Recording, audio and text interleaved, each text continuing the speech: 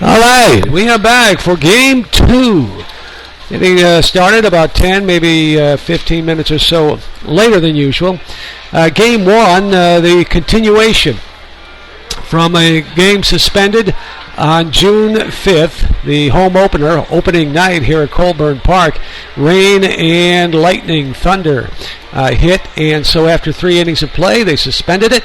All the records are kept and continued on into the balance of the game. They now are in the books and they count. The final score at the end of it all, when it was resumed, it was 6-0 Mohawk Valley on top of the Newark Pilots, and things just worsened a little bit as the game went the final 6 innings. 10-1 was the final score, with the DiamondDawgs winning. So the Pilots now have a record of 10-14. Certainly did not improve in the standings.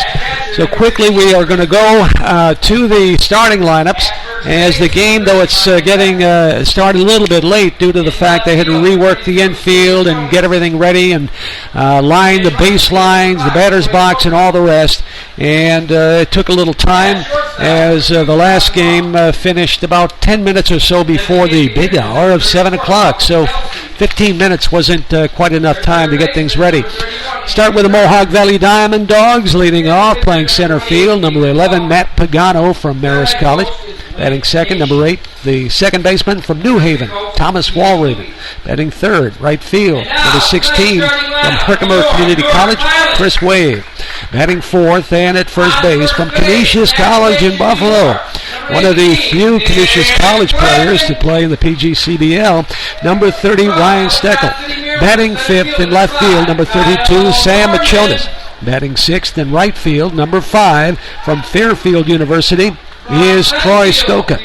And put him out in right field. We've got a couple of inconsistencies here. Sam Machonis is actually in left. Troy Skoka is in right field. And Chris Rave is not in right. He is catching. So we'll get all that straightened out. Batting second, seventh, number 2, the shortstop, Colin Hawk from the University of Indianapolis. Batting eighth, the DH in the second but regular scheduled game is number 34, Malcolm Kelsey from St. John Fisher College in Pittsford. And batting ninth at third base, number 31, is Andrew Turner from Long Island University, LIU in Brooklyn. Starting pitcher for the regularly scheduled game for the Mohawk DiamondDawgs, number 28, David Palmer, big 6'5" right-hander, and he's from New Haven. For the Newark Pilots starting lineup, leading off, playing first base, number 18, Nick Wegman from Binghamton University. Batting second, number 5 in center field, Kyle Norman from San Francisco University. Batting third, shortstop from St. John Fisher College and a native of Penfield, number 10, Cody Wojtorski. Batting fourth in left field from Lemoyne, near Syracuse, number 13, Mark Martin. Batting fifth, number 30, the DH tonight from Bryant University, Mike Lanza. Batting sixth in right field, number 22 from San Francisco University, another Don in the starting Pilot lineup, Blake Valley. Batting seventh, third base, number 33, Kevin Biondic. He was a starting pitcher in the continued suspended game, and from the University of Maryland. Batting eighth, the catcher, number 32, James Baer from Delta College. And hitting ninth from the University of Buffalo, number 8, Brian Dudek. Pitching tonight in the regularly scheduled game is right-handed pitcher, number 31 from Saginaw State, Clayton Spiker. All right, so I guess we're getting ready for the national anthem.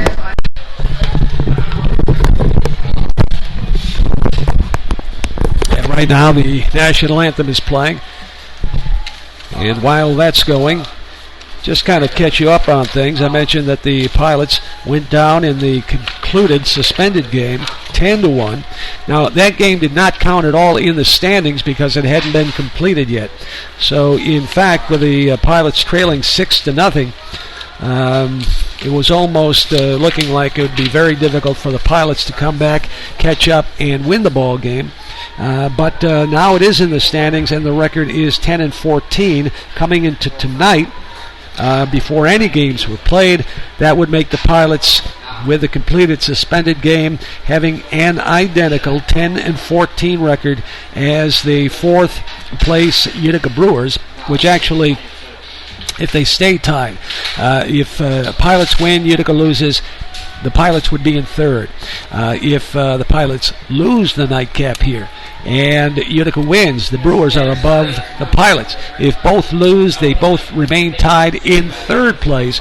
Fourth place belongs to the Adirondack Trailblazers.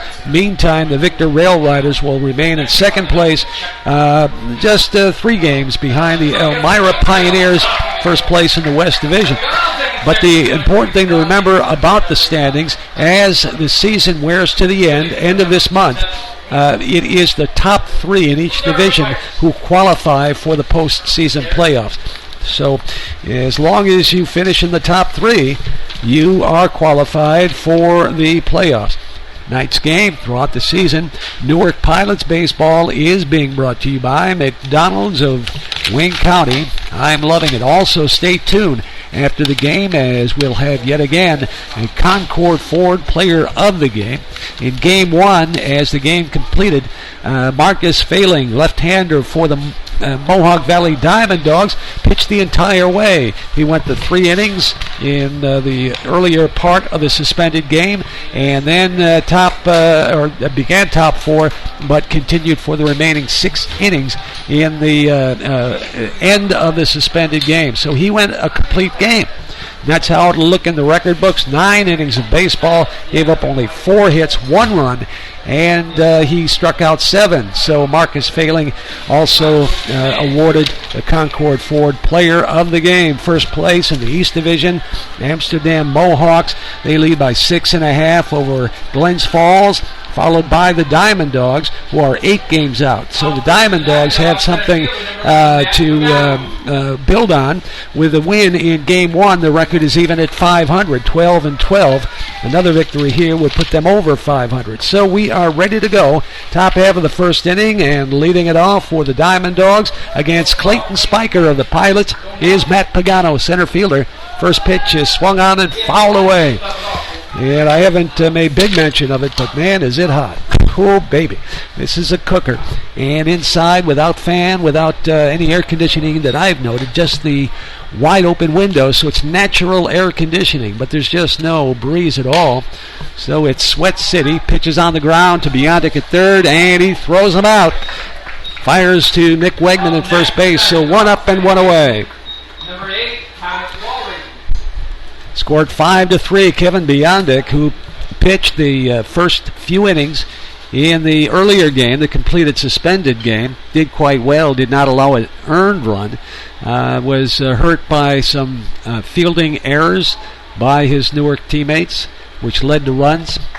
And he's now starting at third base. Normally wouldn't be starting at third, but Willie Yon fouled a couple of pitches off his shin. And I mean, he really hit the ball, hit hard. He swings awful hard, so he's fouling pitches off.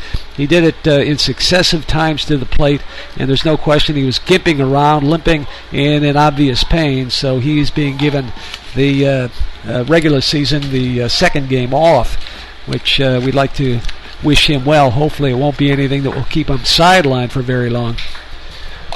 Count is 3-0, and now the pitch is inside and high on second hitter Tom Walraven, and he takes a free pass and base on balls. So with 1 away, runner aboard first base, and Chris Rave starting Game 2 as the catcher tonight.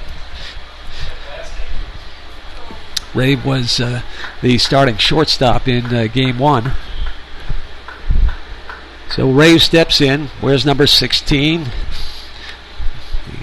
Big scruffy beard, left-handed hitter. Takes a little bit outside. Ball 1. 1-0 the count. 1 down here in the top half of the first inning. Just getting underway.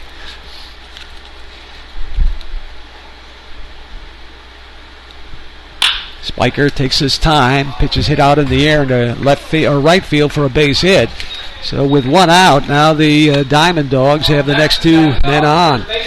Walk to Walraven, and now a single into right field for Chris Rave, and Ryan Steckel steps in. playing first base tonight for the DiamondDawgs. There's number 30, right-handed hitter. Clayton Spiker for the Pilots. Good fastball. Also changes speeds with a curveball. Usually good control. First and second. First pitch. Outside and low. Ball one to Steckel. Left fielder Sam Achonis is on deck. And then Troy Skoka, the right fielder, in Game 2 starting lineup for the Dogs. Next pitch is hit in the air to right field and drops in for a base hit. Right fielder for the Pilots throws to the plate, but it's not in time. Blake Valley's throw, a good throw, but just not in time as Walraven scores from second base, and the DiamondDawgs take an early 1-0 lead. Holding at second base is Chris Rave, as Steckel has an RBI single. So it's 1-0. Mohawk Valley leading the Pilots here in the top of the first. First and second, now left-handed hitting Sam Achonis. Gets up there close, snug to the plate. First pitch is high, good fastball, but high and outside. Pilot catcher James Bear now struts out to the mound. Have a quick word with Spiker. Bear down. Let's not get behind by 6 in the first inning again here, guy. 1-0 score. Pilots can't afford to keep dropping games, get too far below 500. Need to keep pace with at least the Brewers, Utica Brewers, who are tied in third place, fouled away down the third base line over toward the party deck. Smashes off against the wood facade. So the count is 1-1 strike. Troy Skoka on deck, and then Colin Hawk. The stretch by Clayton Spiker is a little outside. Mighty close pitch, but called ball 2-1. Achonis got some good power. Swings from the left side. Little breeze, not much. Wouldn't get help much on a fly ball, but possibly a little bit. Here's the next pitch. It's hit in the air to right field. Blake Valley going back. He's going back near the wall, makes the catch, and the runner from second is going to tag and head to third base. So that's a long fly out. Nice running catch by right fielder Blake Valley of the Pilots. So there are 2 men down on the fly out to right. Chris Rave is on at third base. Lion Steckel holds at first. 2 down, runners on the corners. DiamondDawgs up by a run. Just underway here in the top half of the first inning, live from Colburn Park, Newark, New York. And the batter's Troy Skoka, the right fielder. Another left-handed hitter right on top of the plate. If anyone crowded the plate, this would be the definition of it. More than 6 inches away. In fact, his toes, his lead toe, left foot lead toe is right on the inside line of the batter's box. Next pitch, that's called for a strike. Strike 2 call. 0-2. 2 down.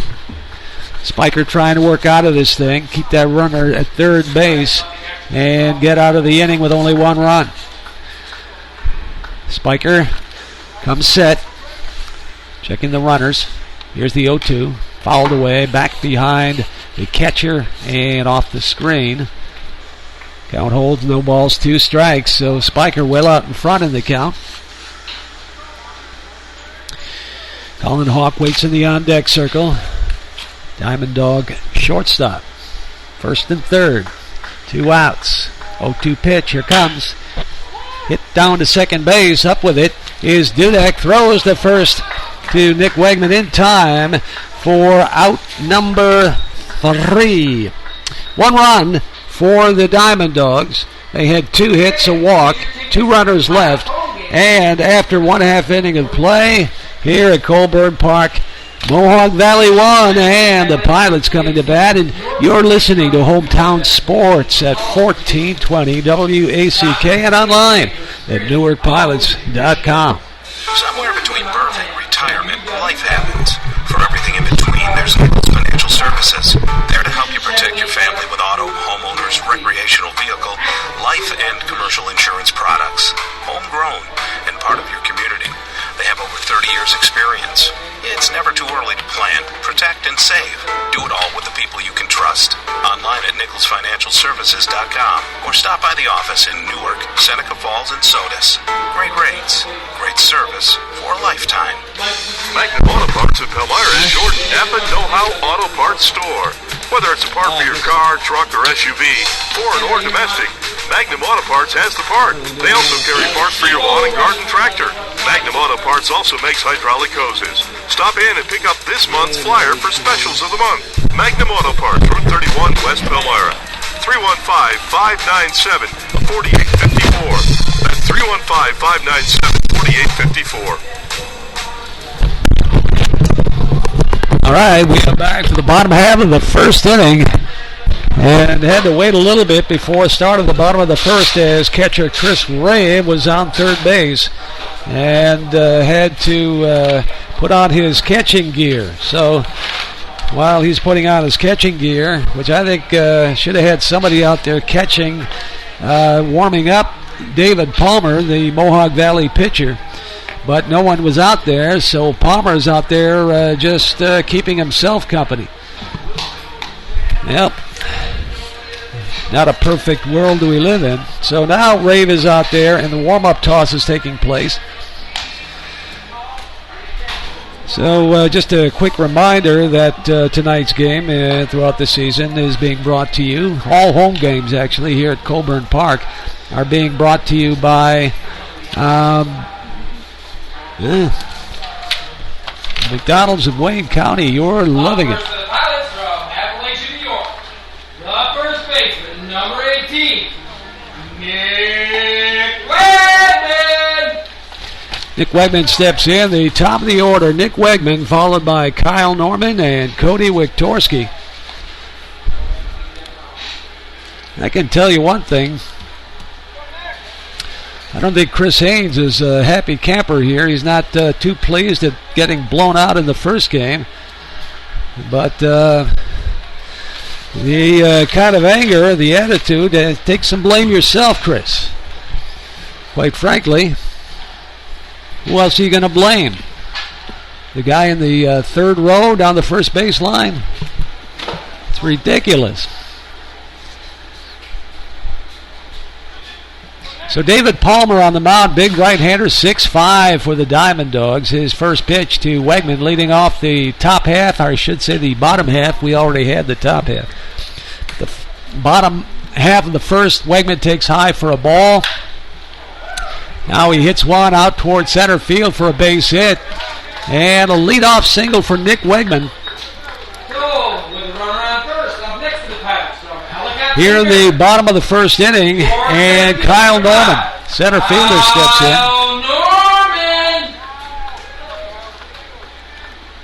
Kyle Norman, number 5, right-handed hitter.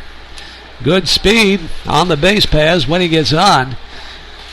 Normally hits at the top of the order, hitting in the second hole in this game, as Nick Wegman leads off at first base. Got a pretty good lead, stretched by Palmer. Big Kid is on the way with a fastball in for a strike. Ray fires down to first base. Snap throw from the catching position, but not in time. Wegman gets back. Count 1-0. On deck is Cody Wiktorski, then Mark Martin in the cleanup hole.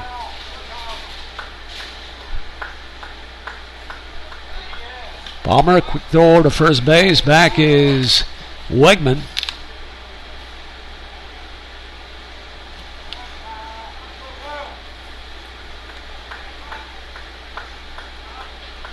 David Palmer on the mound for the DiamondDawgs. Comes to the set. And his pitch. That's low. Just below the knees. Nice block by Ray behind the plate for the Dogs. So the count 2-0. Palmer working slowly on the mound. Takes his time. Comes set. And the slow windup. The pitch hit in the left field over the head of the third baseman into left field. And on his way to third is Wegman. The throw is in time. as Wegman is out by a couple of feet. Nice throw by the left fielder to the third baseman, Andrew Turner, who's getting a start in tonight's ball game. Slaps the tag on Wegman for the first out. Sam Machonis out in left. Gunned the ball and right on target. Wegman tried to go from first to third and was cut down on the base hit by Norman. So Norman on at first base, one away, and here's Cody Wiktorski. So the Pilots now, base hits in the first two at-bats here of Game 2. As Nick Wegman, perhaps with the ball in front of him in that manner, he had a good look at it. Possibly a base running error. Next pitch, check swing, fouled off the backstop and out of play. So Wiktorski quickly behind in the count, no balls, 2 strikes. One down, 1-0. We're in the bottom of the first inning, and Mohawk Valley leading Newark, winning that first game, the completed suspended game, 10-1. So the Pilots looking to bounce back. Stretch by Palmer, his pitch is hit to center field, and this is going to carry to the wall. This should score a run. Around third and heading for home is speedy Kyle Norman, and now caught halfway between second and third, but getting back safely, sliding into second base is Cody Wiktorski with a double and RBI. We're all tied now at 1 run apiece here in the bottom of the first inning, and Mark Martin stepping in. Martin, the left fielder, one of the top hitters on the Pilots team. Coming into tonight, Martin hitting at .339 in 21 games, 62 at-bats, 21 hits, 5 doubles, 2 triples, leading the team in that department, tied in doubles, tied in homers with 2. So all the way around, Martin is really leading the team, or very close to the top in every major offensive category. Where's number 13? Right-handed hitter Mike Lanza, the Pilot DH, is in the on-deck circle, and then Blake Valley. David Palmer comes in with a curveball for a strike. Looking at the scorebook, 3 Pilots have been up. All 3 have gotten hits. So Palmer is yet to record an actual legit out. There goes Wiktorski to third. Is he under the tag? Slides safely under it. So Chris Rave being tested now by the Pilots. And Wiktorski with good speed slides in under the tag by third baseman Andrew Turner. Runner aboard third. Only 1 down. Here's the windup now by David Palmer, popped up to the infield. The second baseman, Tom Walraven, calls and makes the catch on the skin of the infield for out number 2. So Mark Martin pops up to the second baseman and misses a chance to bring Wiktorski home from third. But perhaps Mike Lanza, the designated hitter for the Pilots, right-hander, can turn the trick on that. David Palmer finally gets the legit out after 3 straight hits by the Pilots. Palmer to the belt. First pitch to Lanza. Outside corner. Called strike 1. 0-1 the count. 2 down. Blake Valley on deck, then Kevin Biondic. David Palmer working hard but slowly here in the bottom of the first. Pitch is low. 1-1 the count. Pilots and the DiamondDawgs tied here in the bottom of the first at 1 apiece. Stretch by Palmer now. His pitch hit on the ground, or line. Looked like it was about to drop in front of the shortstop, but stayed airborne. And it goes as a line out to the shortstop. Colin Hawk, and that'll retire the side. But the Pilots pick up a run on 3 base hits. They leave one runner on, stranded at third, unfortunately. But they do score the tying run. At the end of 1 full inning of play, Newark won and the DiamondDawgs won. You are listening to Hometown Sports at 1420 WACK and online at NewarkPilots.tv. At Tradition Chevrolet Cadillac Buick GMC and Tradition Chevrolet Buick, we know trust isn't given, it's earned. That's why we will do whatever it takes to earn your trust. You can trust in our tradition of total customer satisfaction and saving you thousands. And now you get more than ever before with the Tradition difference, including our price match guarantee, plus reimbursement for towing, emergency roadside assistance, tire replacement, and so much more. Trust in the Tradition difference today at Tradition Chevrolet Cadillac Buick GMC and Tradition Chevrolet Buick. Colburn Automotive Supply, your participating Napa Auto Parts store, is jam-packed with savings. Just $1.99 gets you the Scott Shop Towels on a roll, a 12-ounce bottle of Max Concentrated Injector Cleaner, or a 12-ounce can of Max Carb, Choke, and Throttle Body Cleaner. All just $1.99 each. Plus, Dad, Evercraft 30-piece quarter-inch and 3/8-inch drive socket set. And it's on sale for just $17.99. Stop by Colburn Automotive Supply in Newark or Lyons today. We are back live from Colburn Park for the top of the 2nd inning. First pitch by Clayton Spiker. Curveball, swung and a miss. Strike 1. Colin Hawk leads it off for the DiamondDawgs. Malcolm Kelsey and then Andrew Turner, the bottom third of the Mohawk Valley DiamondDawgs order. 1-2 is the count. And the next pitch outside, low, ball 1, 1-2. 1 ball, 2 strikes. 1-2 pitch, swung and a miss, strike 3. So Clayton Spiker picks up his first strikeout, swinging strike 3. And Malcolm Kelsey, the DH for the DiamondDawgs, steps in. Number 34, strong-looking, muscular right-hand hitter. This kind of looks like a hitter up there, doesn't he? Big, strapped kid. Takes a strike over at the knees. Strike 1. Clayton Spiker, right-hander for the Pilots. Likes to bring the heat. There it is. In for strike 2. So quickly, 0-2 the count. Number 9 hitter, third baseman Andrew Turner, waiting in the on-deck circle here in the top half of the 2nd inning. Pitch is close, but a little outside. For ball 1. 1-2. Nobody on now. We're just underway in the 2nd. Pitch bounces in front of the plate for ball 2. 2-2. So Spiker has teased the hitter, Kelsey, with a couple of pitches out of the zone. Now here comes the pitch. He wants to see something happen, and it does. A swinging strike 3. So 2 up, 2 down. First 2 strikeouts for Clayton Spiker here in the 2nd inning. Now Andrew Turner steps in, third baseman for the DiamondDawgs. 2 up and 2 down, top 2. Tie ball game here, 1 apiece. Wind up. Spiker's first pitch bounces outside for ball 1. 1-0 the count. Top of the order with Matt Pagano. The on-deck circle for the Dogs. Next pitch outside, ball 2. That was close, mighty close. Might have caught the outside corner.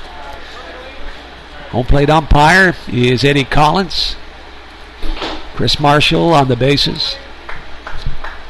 2-0 pitch is on the way. That one's low for ball 3. But a little too close there to be out of the zone. I would disagree. All right, we're at 3-0. Ball 4 straight. And Turner is on with a 2-out walk. Tough call there. Those last 2 were mighty close. Could have argued easily for 2-2 count. But instead, Turner's on 4 straight pitches. And he's got a base on balls. Top of the order now with 2 down. Lefty swinging Matt Pagano. Center fielder's up. And he's first pitch hitting. Second baseman Brian Dudek comes up with it. Throwing on to Wegman at first. So that'll do it. Scored on a 4-3. And no runs. A walk. Runner left for the DiamondDawgs at the end of 1.5. Bottom of the second coming up with the Pilots. We're tied at 1 run apiece, and you're listening to Hometown Sports at 1420 WACK. It's spring loan season at LNB. Time to turn your crash pad into a cash pad. Get a 15-year home equity loan with no closing costs for as low as 3.4% APR. Plus, with LNB, you'll enjoy the hometown advantage. Friendly, personalized service from financial specialists you can trust. Unlock your home's equity today. Learn more at bankwithlnb.com. It's all about people. Some restrictions apply. Equal housing lender. Get the best price on lawn and garden supplies at the Walmart Garden Center, Route 31 in Newark. Whether maintaining your lawn and garden or entertaining guests out on the patio, Walmart's selection of lawn and garden equipment has got you covered. You'll find everything you need, including mulch, flowers, better quality plants, and all the gardening tools and accessories you'll need.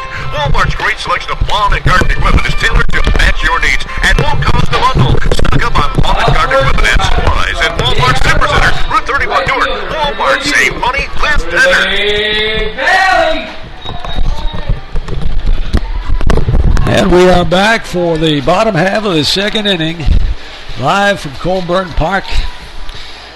And Blake Valley will lead it off for the Pilots, followed by Kevin Biondic, James Bear, and then the number 9 hitter, Brian Dudek. We're tied at 1 run apiece.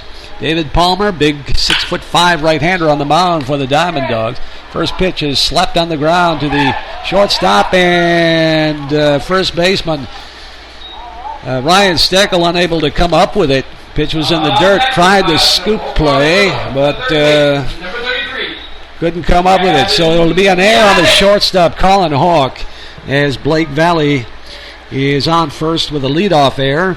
Kevin Biondic steps in for the Pilots, trying to get something going here, put on a big rally, get some runs in, and just coast on to victory. That's the way it should be, right, here at home.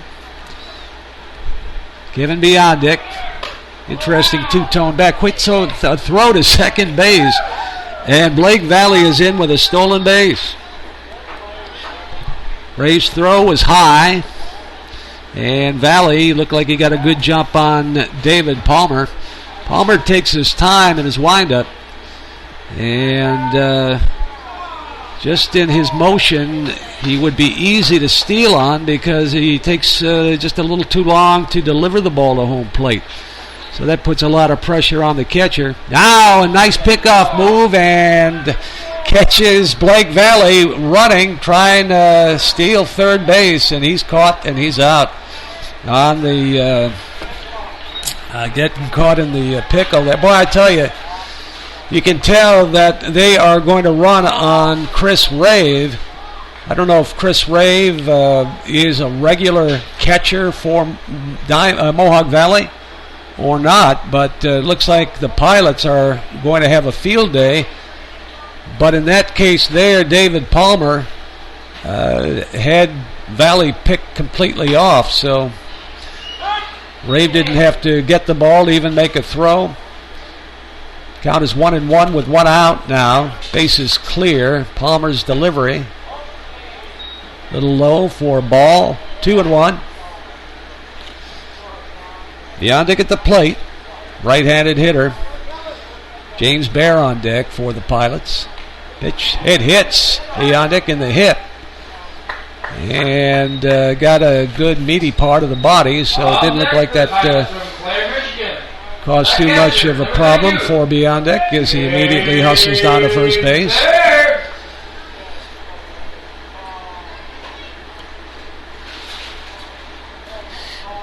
Biondic on at first now. First hit batter of either game. David Palmer now. Pitching to Bear. On deck is Brian Dudek. Then back to the top of the order for the Pilots. Palmer comes set his pitch. Up high for a ball. Ball 1. Right-handed hitter James Bear catching tonight. In the first game, neither he nor regular catcher Michael Lanza. It was Gabe Levante, because Gabe Levante started in the early part of the game prior to suspension.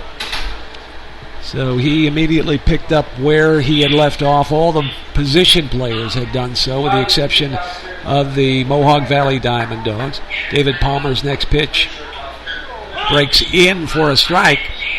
Strike one.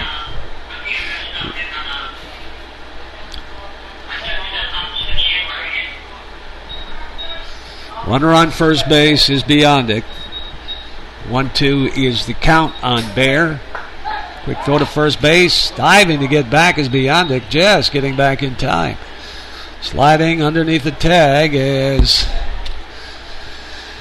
first baseman for the DiamondDawgs, Steckel, put the tag on him. Pitch is hit in the hole toward third, picked up by the third baseman over to first in time. For out number 2, Bears scored 5-3, and Biondic moves to second on the fielder's choice. Now number 9 hitter Brian Dudek steps in. Second baseman for the Pilots, hitting left-handed. Got some pitching in. Dudek in game 1 came on in relief of Biondic. Did a fine job. Stretch by Palmer, runner aboard second. First pitch is high and outside for ball 1. 1 ball, no strikes. Biondic at second base takes a lead. Dudek, left-handed hitter, also crowding the plate. Takes low, ball 2, 2-0. Top of the order, Nick Wegman on deck. See Dudek save him in ups. With 2 men out here in the second inning, 1-1 tie. The pitch is in over the middle of the plate for strike 1 call. 2 balls and a strike now. Base hit here should bring across the tie-breaking run. Put the Pilots in the lead. The stretch by Palmer. His pitch swung on and fouled away, drifting down the third base line. Count evens up now at 2 balls and 2 strikes.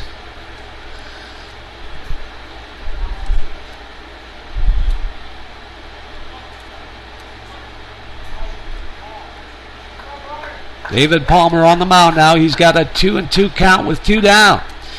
Checks the base runner at second. His pitch outside, ball 3. So the count runs full now on Brian Dudek. Trying to occupy first base on a base on balls. Get a base hit, not going to run.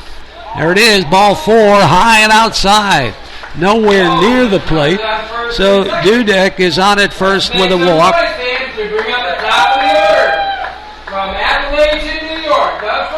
Biondic holds at second base. So runners now on at first and second with 2 men down. And Nick Wegman steps in. Wegman singled his first time up, so he's 1 for 1 tonight. Then he was thrown out trying to go all the way from first to third on a base hit by Kyle Norman, next man up in the order, and he was thrown out from the left fielder to the third baseman. So first pitch is outside for a ball. Palmer fires one in, bailed high across the heart of the plate for strike 1. Count is even up at 1-1. Pilots have runners on first and second. 2 men down. 1-2, a little bit low, ball 2. 2-1 now. Kyle Norman on deck, and then Cody Wiktorski. Looking optimistically. Here's the next pitch. It's in there for strike 2 call. 2 balls and 2 strikes now.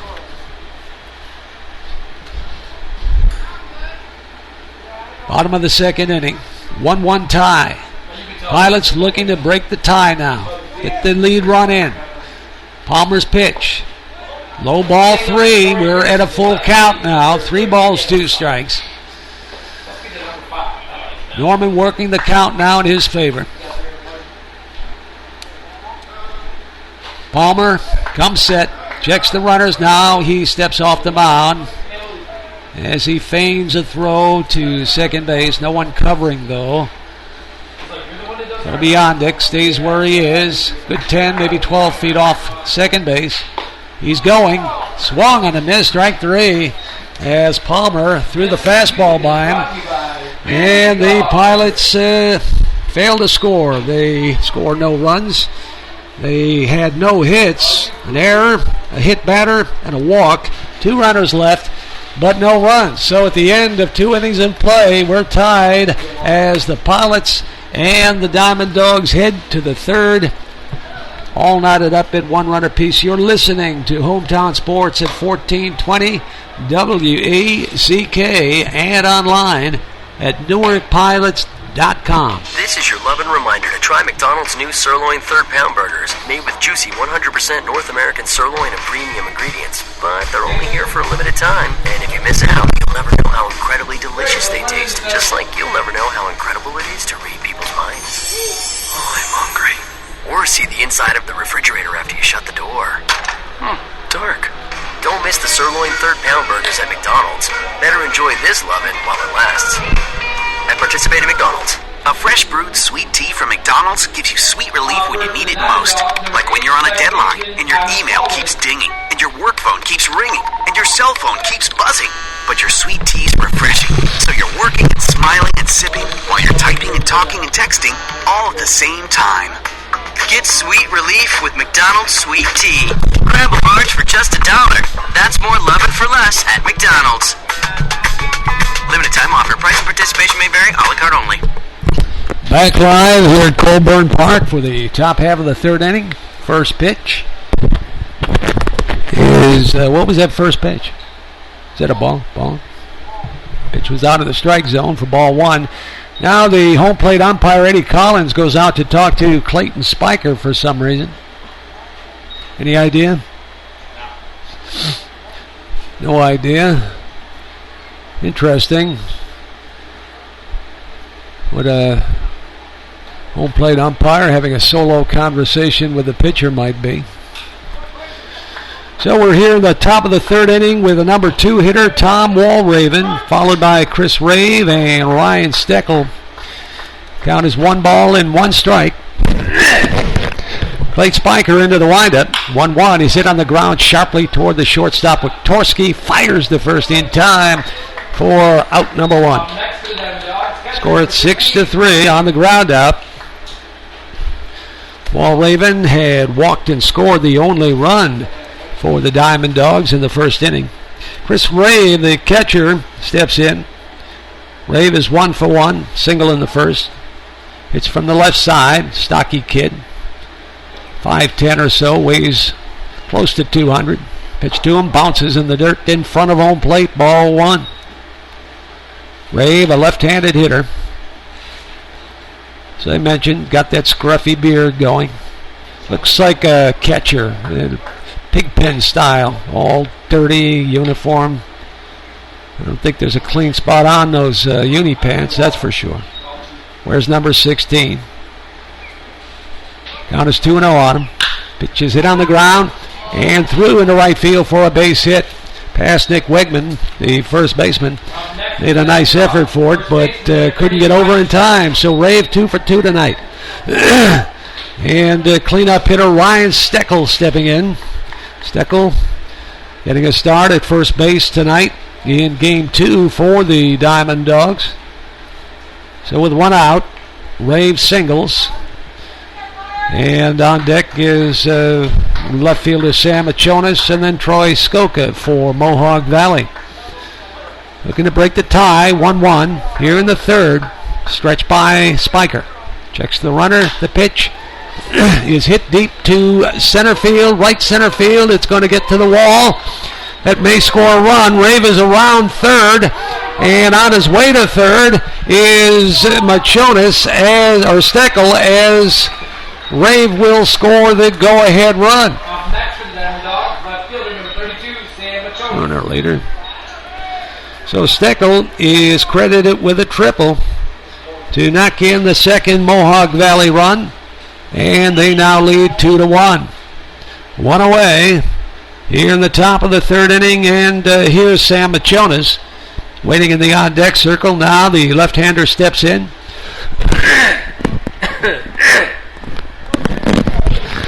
Plate spiker comes to the belt. His pitch is in for strike one call. So 2-1, one away. We're in the top of the third. DiamondDawgs grab hold of the lead. Spiker sets. His pitch is hit in the air again, deep right center field, and this again will catch Wall.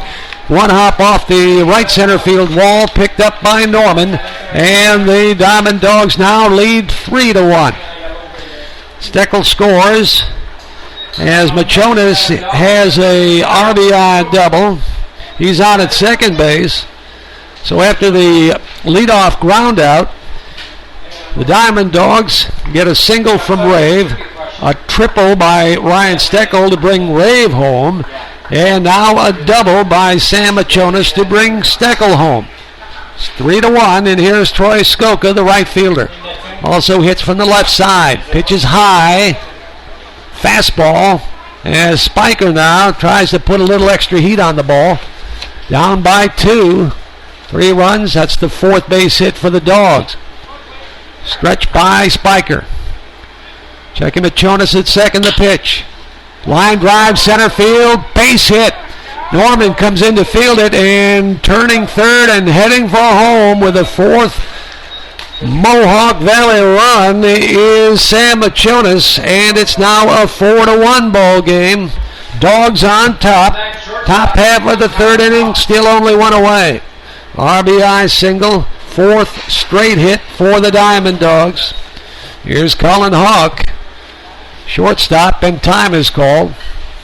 As Nolan Driscoll, the pitching coach for the Pilots, is out to have a conversation with the battery mates, James Baer and Clayton Spiker. Home plate umpire Eddie Collins, give him a little time before walking out there, dusts off home plate, making sure that Spiker is still got his stuff here, hasn't lost too much. The bullpen is now getting loose. Looks like, what is that, number 26? Brett Viola? 27. Oh, he's the lefty? Yeah. Brett Viola is down warming up in the bullpen he's a left-hander warming up for the Pilots. So I would imagine Chris Haynes is not going to go too much farther with Spiker unless he's able to pitch his way out of this inning without another run being scored or possibly even another hit. They have been hit hard here in the top of the third. 1-0 the count. Spiker's pitch. Good fastball is in for a strike. Quick throw to first base, and not in time. It was close at first. Wegman put the tag down. A nice snap throw by James Baer behind the plate from his knees. But it was just a tad late. 1 ball, 1 strike now. 1 down. Spiker's stretch, his pitch, fouled away. Count is 1 ball, 2 strikes.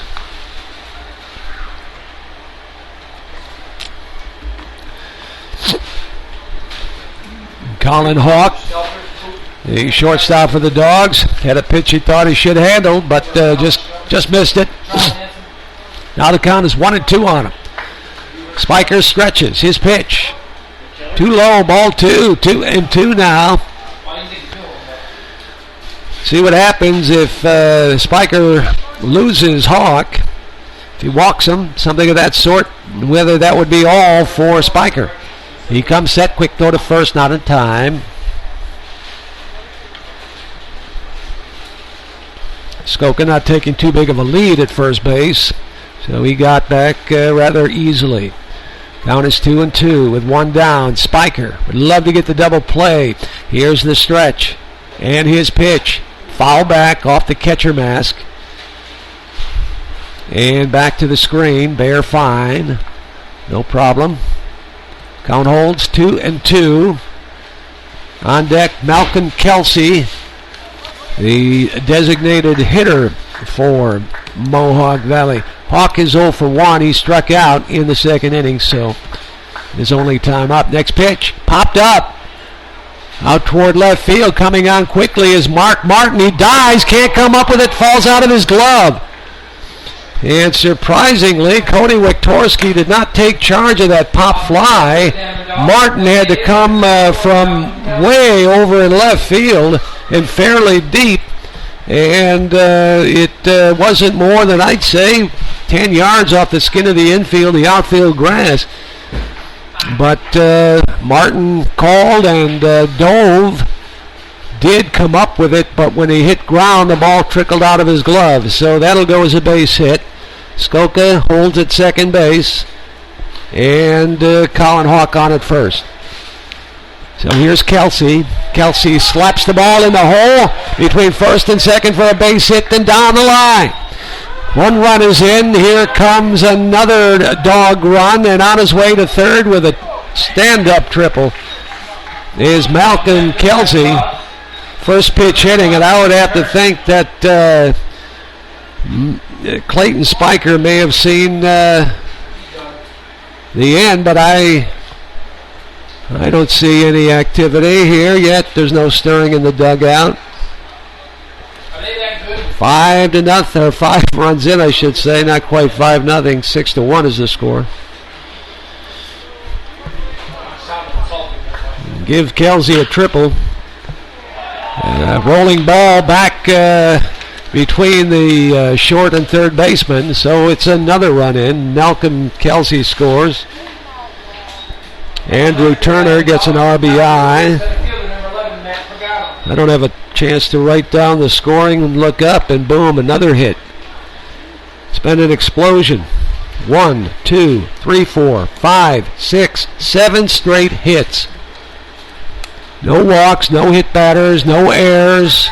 Clean hits all the way through. Combination, nice mixture of extra base hits and single base hits. 6 runs are in now. The Dogs score in bunches. 6 seems to be their big number. 6 runs in the top of the first in game 1. 6 runs here in the top of the third, leading 7-1 now. Spiker is staying in, going all the way. A bouncing ball to second baseman Dudek. Goes to second for 1, and back to first on the relay by Wiktorski to Wegman at first. And finally, the inning is over. Score that 4 to 6 to 3. 4-6 to 3. They had batted around. 9 men up for the DiamondDawgs, scoring 6 times. And finally the side is retired in the top of the third. Wow. 6 runs on 7 hits. They left nobody on base. 7-1 at the end of 2.5. You are listening to Hometown Sports at 1420 WACK and online at NewarkPilots.com. Mark's Pizzeria in Newark has great combo specials. Choose your combo and add-ons like their chicken fingers, pasta, mac and cheese, or fried ravioli. Add it to Mark's delicious pizza and save with their family and dinner combos. Get your coupon and order online at markspizzeria.com. For great tasting pizzas, subs, wings, calzones, pasta, and more, make it Mark's. Mark's Pizzeria in Newark. Simply the best. Call 331-4974. Mark's Pizzeria! One Ford F-Series truck is sold every 42 seconds, and that's how long it takes a new one to get put to work. Right now, Concord Ford has the best deals on all remaining 2014 Ford trucks, including factory rebates of up to $5,750 on Ford F-150s. Test drive the all-new aluminum body 2015 Ford trucks, or if you're hungry for fun, see the head-turning, heart-pounding new Mustang GTs. Available now at Concord Ford, Route 31 in Newark, where you will always get that nice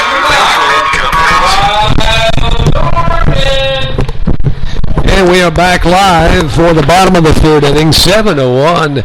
The Pilots now, well, they're looking up. They sure are. Big lead for the DiamondDawgs. 6 runs in the top of the third, leading now 7-1. Kyle Norman to lead it off for the Pilots. Cody Wiktorski and Mark Martin to follow. Pitch is outside for a ball. Ball 1, 1-0. Just commiserating here in the booth, talking about Clayton Spiker, who was left in after Driscoll, the pitching coach, had come out to talk with him. He wound up giving up 3 more base hits and another 3 runs. Just hard to believe that the leash is that long. Getting to a point where you're allowing the game to get out of hand where you can't catch up. Now there's a lot of ball game left, but the Pilots are not necessarily notorious for scoring a lot of runs. So that could be a little problem area there. Next pitch, line drive, that's a base hit. A crisp single right up the middle by Kyle Norman. So with a runner on first. Up next from Penfield. Norman now 2 for 2. He has scored the only Pilot run, by the way. And he scored ahead of the double by Cody Wiktorski, who's up now. RBI single, his first time up. Wiktorski, the leading Pilot hitter, 354 coming into tonight's action. 7-1, 7 runs, 9 hits for the Dogs, 1-4 for Newark. Palmer into the stretch in the pitch. Hard shot down the third base line, but foul. So, first pitch hitting. I wouldn't say that David Palmer, though he's 6'5", he's a big presence on the mound, but not overpowering by any stretch. Very slow motion. Maybe second time through, who knows? Pilots come back. There's a hard smash, a nice play, laying out to make the catch on the line drive and throw him out at first base for the double play. Oh, baby. So Norman is out 5-3 on the line drive by Cody Wiktorski. And the Diamond Dog third baseman Andrew Turner laying out, full dive, makes the play, bang, bang, 2 down suddenly. Here in the bottom of the third inning, and you would at least like to get at least a run across after giving up the 6th spot. That has to hurt right there. So 2 down. And Mark Martin at the plate. Martin popped out to the second baseman his first time up. A roller hit towards short. Long throw to first in the dirt, then gets by the first baseman. Martin will stay at first base on the poor throw by the Dog shortstop Colin Hawk. Ryan Steckel at first unable to handle the throw. That'll be a base hit. You give him a base hit on that? Scored an error on the throw. So the scorer would say that had it been a throw on target, a good throw, Martin would not have been able to beat it out. He would have been called out. So he's on at first, E6, and now he's on at second base as we have a wild pitch by David Palmer, bouncing it in the dirt, and by Chris Rave, the catcher, unable to block the ball. So Martin is down at second base on the wild pitch. So 2 down. Pilots looking to put one across here. Down by 6. Mike Alonza up at the plate. He lined out to the shortstop his first time up. 0 for 1. Next pitch is hit in the air, deep left field. Left fielder is there, back a step. Sam Marchonis makes the play for out number 3. So for the Pilots, they have no runs. They had 1 hit and a runner left. And at the end of 3 innings of play, Mohawk Valley 7, Newark 1, and you're listening online and at Hometown Radio at 1420 WACK and at NewarkPilots.com. What's the hometown advantage? A better banking experience. Banking doesn't have to feel like a hassle. At LNB, you get friendly, personalized service from local financial experts you know and trust. Plus, the convenience of LNB's online and mobile banking means you can bank anywhere, anytime. Bank with LNB and discover your hometown advantage. Learn more at bankwithlnb.com. No, you played against Member him. FDIC, equal housing lender. Oh, that's what Travis was talking Arts about. Pizzeria in Newark has Oh, you great played for him. That's what I asked combo Travis if you played for him. He said no, you played against him. First, the DiamondDawgs, second base. He's got a temper. He's got a snap. and save with their family and dinner combo. Enjoy I'm wondering whether he's told for great tasting subs, wings, calzones, pasta, and more. Make We're not it talking Arts. about, Arts you know, Pizzeria in Newark errors City. and stuff. Call 331-4970. It's like he's giving the game up. I mean, down 4 games to 500. Doesn't make any sense. You know what I mean? All right, we are back live now for the top half of the 4th inning. Count is 1 ball, 1 strike on a line drive outside of the third base foul line, but about 2 feet foul. Leadoff hitter here for the DiamondDawgs is their third hitter. Or actually, that's not. Who was the last one to make out? This is the second hitter? Oh. All right, thank you. I thought he led off. Sir, you're wrong, Mikey. Didn't he lead off? What he said. Wait, he led off the inning last inning, right? Oh, that's right. He did lead off the inning, so he would lead off this inning. Everyone came around to bat last inning, and the scorebook doesn't accommodate, I guess. All right. Well, whatever. So anyway, you've got Tom Walraven at the plate with a count of 2 balls and 2 strikes. And the DiamondDawgs up big 7-1 here in the top of the 4th inning. High fly ball, right field. Over there is the right fielder, Blake Valley, and he makes the catch for out number 1. Catcher number 16, Chris Ray. So Walraven is 0 for 2 tonight. He walked in the first, scored the first run by the DiamondDawgs, and then grounded out in the third. First man up last inning. And then from there, they batted around, scoring 6 runs.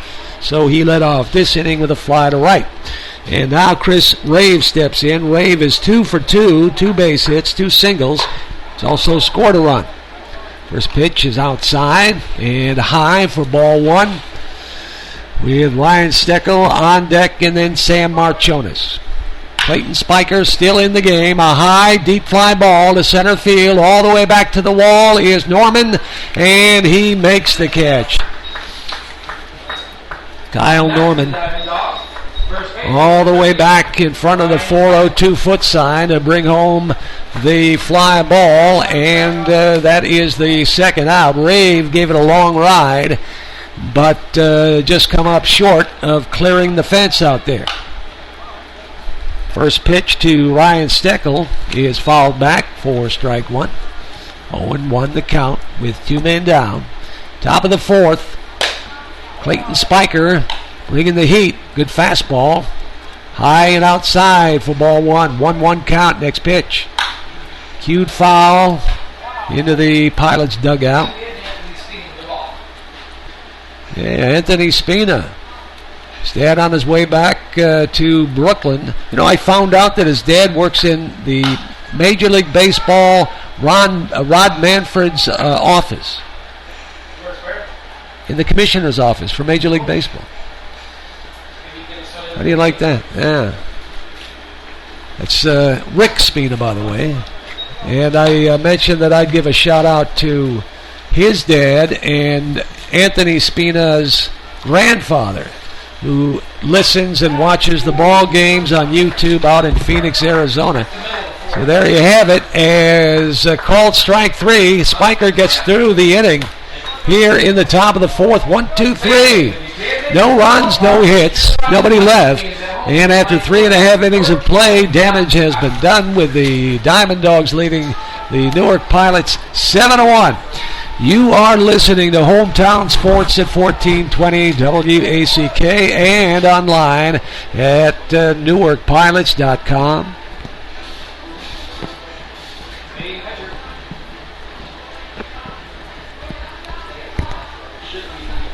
How did you do this thing?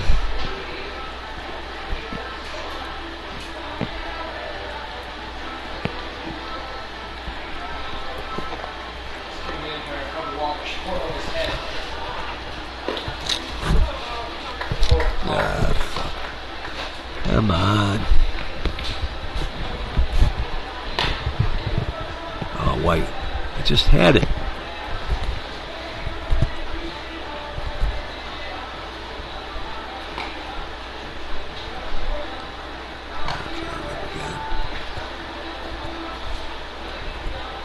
I got everything down to the end of the sixth, okay?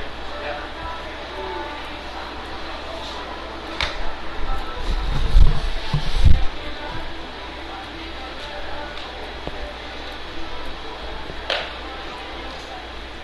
Up first for the Pilots from Gardner, Washington, the right fielder, number 22, Blake Daly. This thing's a pain right in the ass. Ah.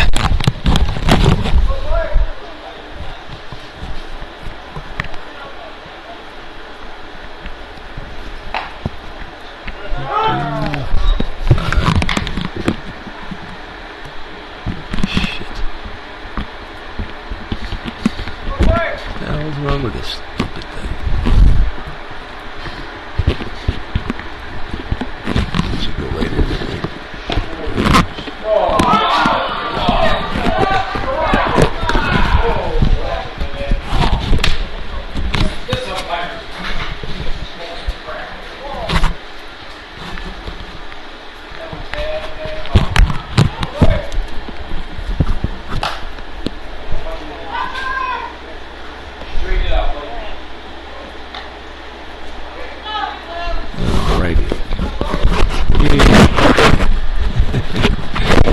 All right. So we are back for the bottom of the fourth inning with the DiamondDawgs leading the Pilots 7-1. And leading it off for the Pilots as we come back from a long break. Blake Valley, right fielder, 1-2 count. Nobody out.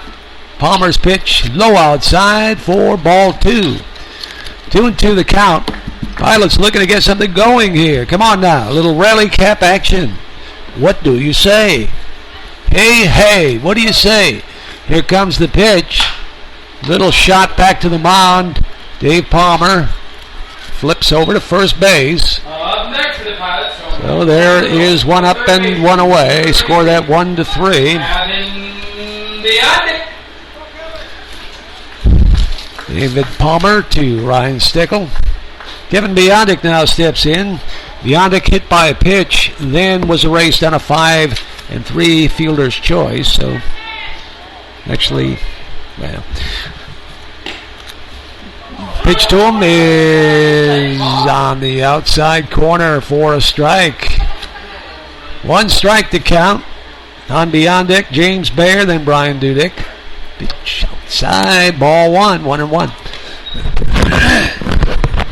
1 ball, 1 strike. Down by 6. Pilots have to start chipping away here relatively quick. At least get a run across here and there. Just kind of peck away. Get to it where you can put runners on base and bring the tying run to the plate. That kind of thing. Pitch is hit in the air. Left center field. Let's see if it'll make it to the wall. It's cut off by the left fielder, but it may be no. It is not going to be the double, as I thought possible, but Kevin Biondic made the big turn at first after the long single to deep left center field. James Baer stepping in. Baer bounced out 5-3 in his only time up back in the second inning. And then Brian Dudek is due up. So there's one away, runner aboard first. David Palmer takes a look at Biondic at first. Not great speed at first base. Unlikely to be going anywhere with the team down by 6 runs at this point, but you never know. Next pitch. He is hit softly toward shortstop. 1 hop. Going to second for 1. Back to first. In time for the double play, and it's hard to believe. But Bear's not too quick of foot, so it'll go 6-4-3. As Colin Hawk fired over to the second baseman for the DiamondDawgs, Tom Walraven, and he turned and he fired quickly to Steckel at first base and beat Bear to the base by half a step. Even though the ball was hit just very softly, one hop ground ball to the shortstop, but the Pilots, again unfortunate, failed to score in the fourth. They have 3 men come up and 3 of them go down. So at the end of 4 innings of play, Mohawk Valley leading the hometown Pilots 7-1. And you're listening to Hometown Sports at 1420 WACK and online at 1420. At NewarkPilots.tv. Somewhere between birth and retirement, life happens. For everything in between, there's Nichols Financial Services. There to help you protect your family with auto, homeowners, recreational vehicle, life and commercial insurance products. Homegrown and part of your community. They have over 30 years experience. It's never too early to plan, protect, and save. Do it all with the people you can trust. Online at NicholsFinancialServices.com or stop by the office in Newark, Seneca Falls, and Sodus. Great rates, great service for a lifetime. Magnum Auto Parts of Palmyra is your Napa Know-How Auto Parts store. Whether it's a part for your car, truck, or SUV, foreign or domestic, Magnum Auto Parts has the part. They also carry parts for your lawn and garden tractor. Magnum Auto Parts also makes hydraulic hoses. Stop in and pick up this month's flyer for specials of the month. Magnum Auto Parts, Route 31, West Palmyra. 315-597-4854. That's 315-597-4854. And we are back live from Colburn Park, Newark, New York, for the top of the 5th inning. Come back with the count 1-1 on the 5th hitter in the Dogs lineup, Sam Marchonis. DiamondDawgs leading the Pilots 7-1. 2-1 the count. Clayton Spiker has gone all the way for the Pilots, even though he has run into trouble with a big 6-run batted around inning in the third. But Chris Haynes, the manager for the Pilots, showing an awful lot of confidence in his right-hander, letting him pitch his way through it and to continue pitching. So Marchonis is at the plate, flied out to right field, and he's doubled and knocked in a run and scored a run. Left-handed hitter, 2-2 count on the way. Tapped at the plate, foul, holding the count at 2-2.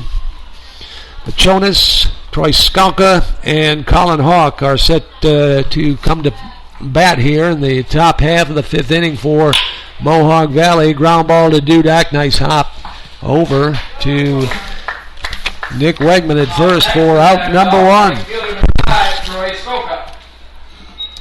4-3 on the score. Troy Skalka is 1 for 2 tonight. Rounded out to the second baseman in the first inning. And singled and scored with an RBI in the third inning. That big 6-run third for the DiamondDawgs. Time is called by home plate umpire Eddie Collins. As Skalka steps out of the box as Clayton Spiker wiping his brow. It is a sweaty one tonight. There's no question about that. Here's his pitch to Troy Skalka. Take it in for strike 1 call. Nice curveball that dropped in. So the count 0-1 with 1 down. Pitch is fouled, rifled down the first baseline. No balls, 2 strikes now on number 5, Skalka. Right fielder, left-handed hitter. All on top of his wrists, his hands over the plate. He swings and misses, gets away from Bear, but not very far. His throw to first is in time as Wegman catches the ball. High throw, but kept his foot on the bag for a strikeout. So there are 2 up and 2 down. So since the DiamondDawgs had scored the 6 runs, and they had 6-7 straight hits, Clay Spiker is retired 7 straight. Not bad, so he's come back. Damage done, of course, but still showing some confidence in himself. Be able to come back and find a groove and start pitching the game that he was hoping he would pitch through and through. Next pitch, 1-1. Swung on a miss, strike 2. 1 ball, 2 strikes, 2 down. Top of the 5th. 7-1. DiamondDawgs. Pitch is on the outside corner. Call strike 3. And that sets down the DiamondDawgs in order. A couple of strikeouts and a ground out, and bing, bang, boom, just like that. Spiker seems to be well in command. Other than that 3rd inning where you're scratching your head now saying what happened there. The Pilots down by 6 at the end of 4.5. 7-1 Mohawk Valley leads, and you are listening to Hometown Sports at 1420 WACK, online at NewarkPilots.tv. It's summer barbecue time. Is a new deck in your future? Secor does complete deck packages. With Secor decks, every member of your family can enjoy the great outdoors. Secor is famous for custom deck design and construction of quality-built decks and gazebos, along with hot tub and pool decks. Visit one of Secor's 3 convenient locations in Newark, Savannah, and Ontario today, and schedule your personal deck or patio consultation. Secor, your complete solution. The New York Yankees are on Hometown Sports, 1420 WACK. Jeter hits a long drive to right center field. That ball is high, it is far, it is gone! Listen for live game action all season long as the Yankees pursue another AL pennant. Yankees Baseball is brought to you by New Tradition Chevrolet, Cadillac, Buick, GMC, Key Homes, Foley & Foley, Progressive Graphics and Printing, DJM Equipment, and Savannah Bank on Hometown Sports, 1420 WACK.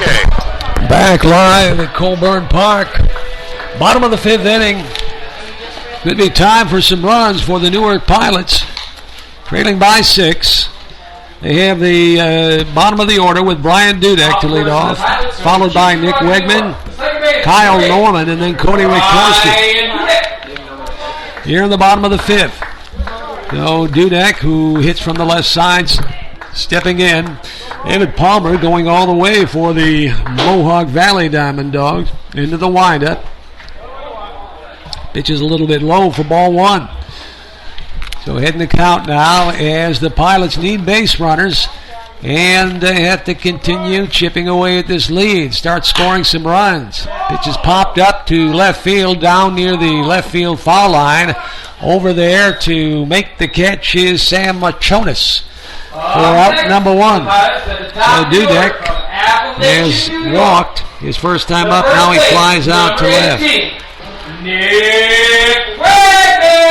Nick Wegman steps in now, the Pilot first baseman. Nick Wegman is 1 for 2 tonight, singled in the first, and he struck out.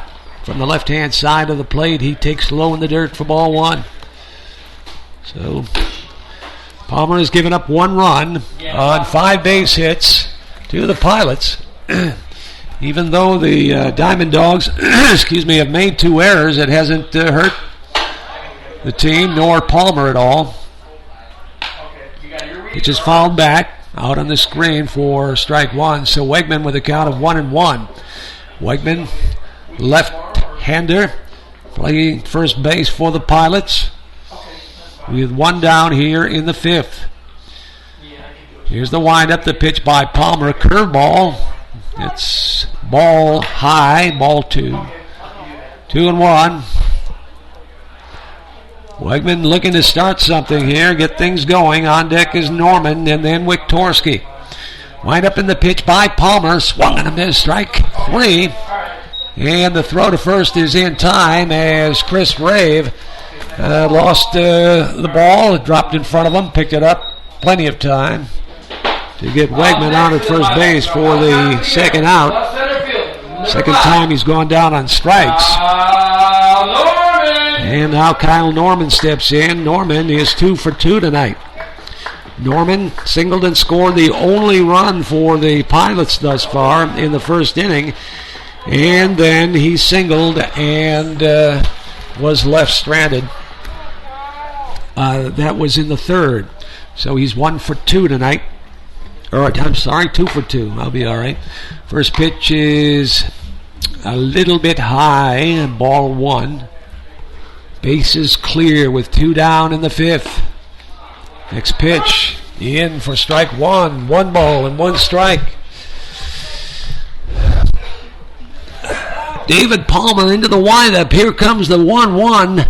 Bounces in the dirt outside. Ball 2, 2-1.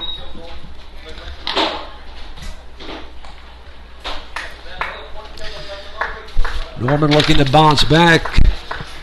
In a kind of a little mini slump. He was up near 400, hitting 383 just a few games ago, hitting 312 coming into tonight's action. 2 for 2 so far, so that'll boost the average. 3-1 pitch on the way.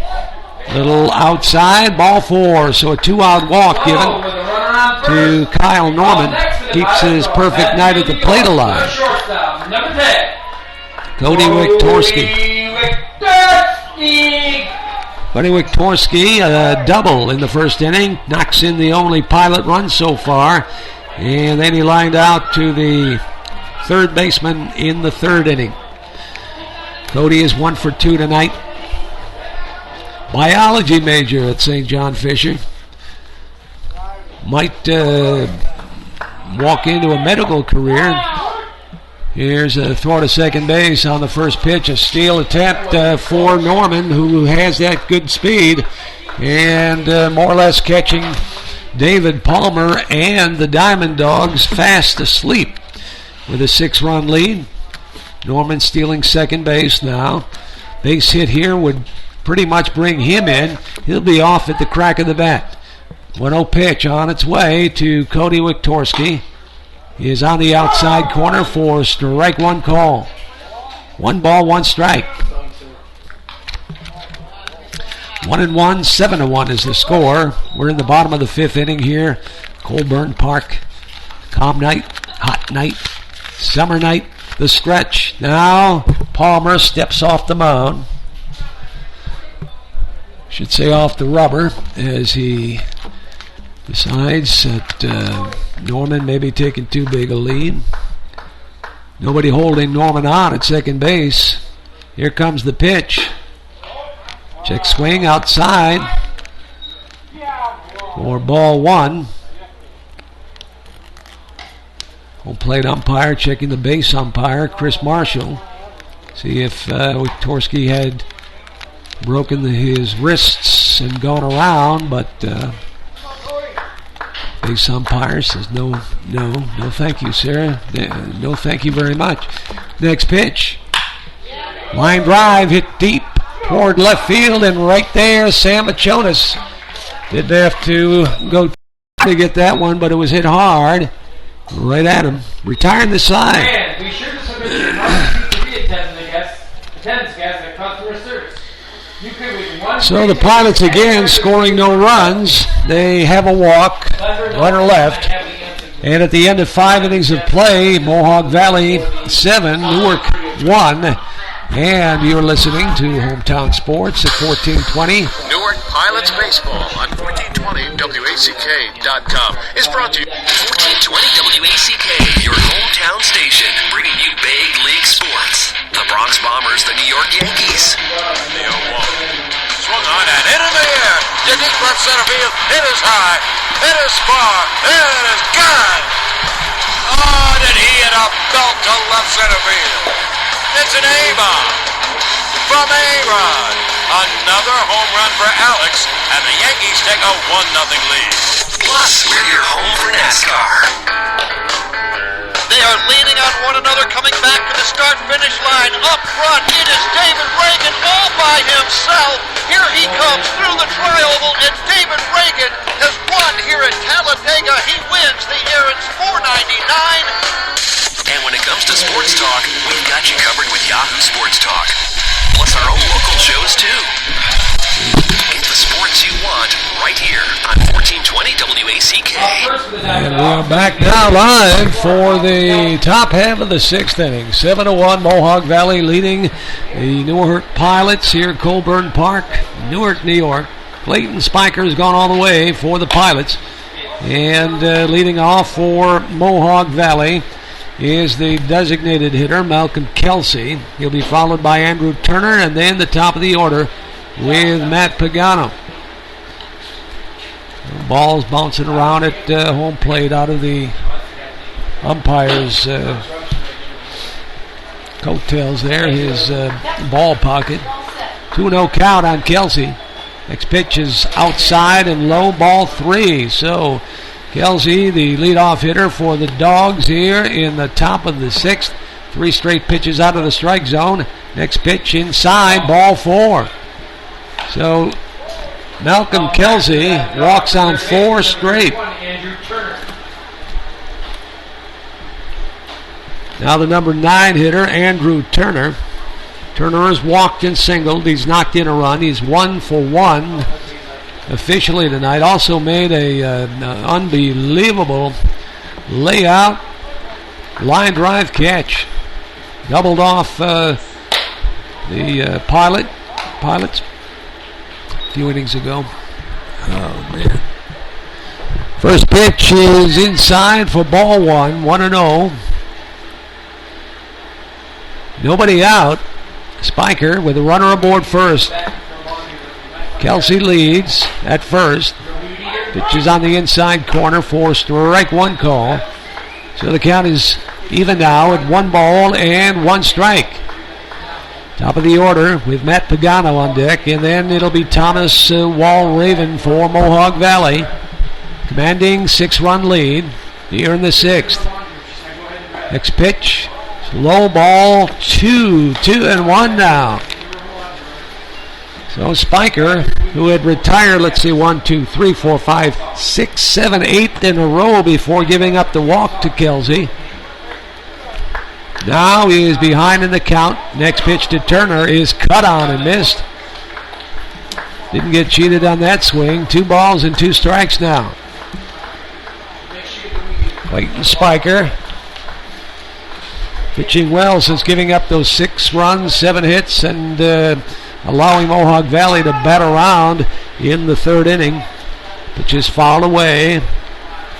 So the count evens up at 2-2.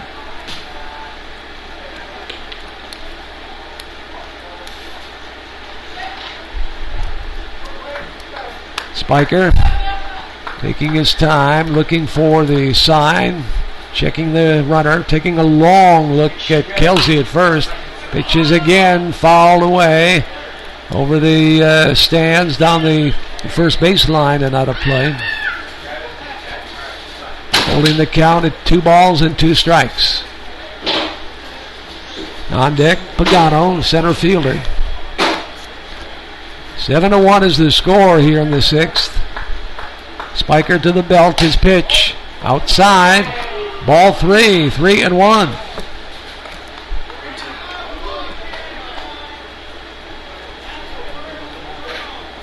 Scoreboard catching up now. Full count, actually. 3-2. Stretch by Spiker. And the full count pitch is outside, ball 4. So, first 2 men up. Both runners on with the free pass. 2 walks in succession. Now James Baer, the catcher for the Pilots, comes strolling out to the mound. Almost as though he's waiting for either Nolan Driscoll, the pitching coach, or Chris Haynes, the Pilot manager, to come out. And now Dudek looking toward the dugout. That's interesting. Almost as though the players say, well, hubba hubba, what's going on? Nothing. Still warming up. He's been warming up for the last 3 or 4 innings. Is it Brett Viola, the left-hander for the Pilots. First and second, nobody out. Top of the order now with Matt Pagano. Left-handed stick at the plate, takes a strike. Strike 1, no balls and 1 strike. With nobody out, Tom Walraven and then Chris Rave.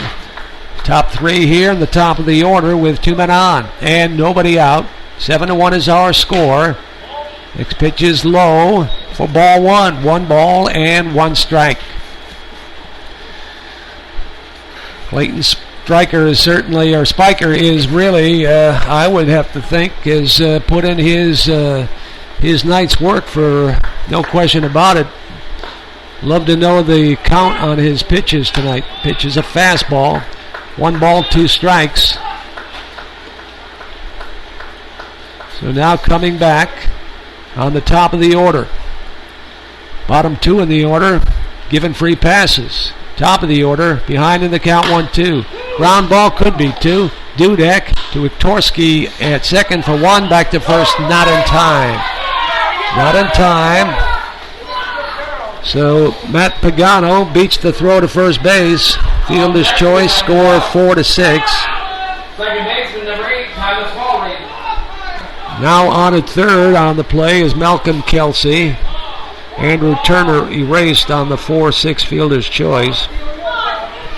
So runners on the corners, first and third with 1 away. And Tom Walraven, second baseman for the DiamondDawgs, is up. Right-handed hitter.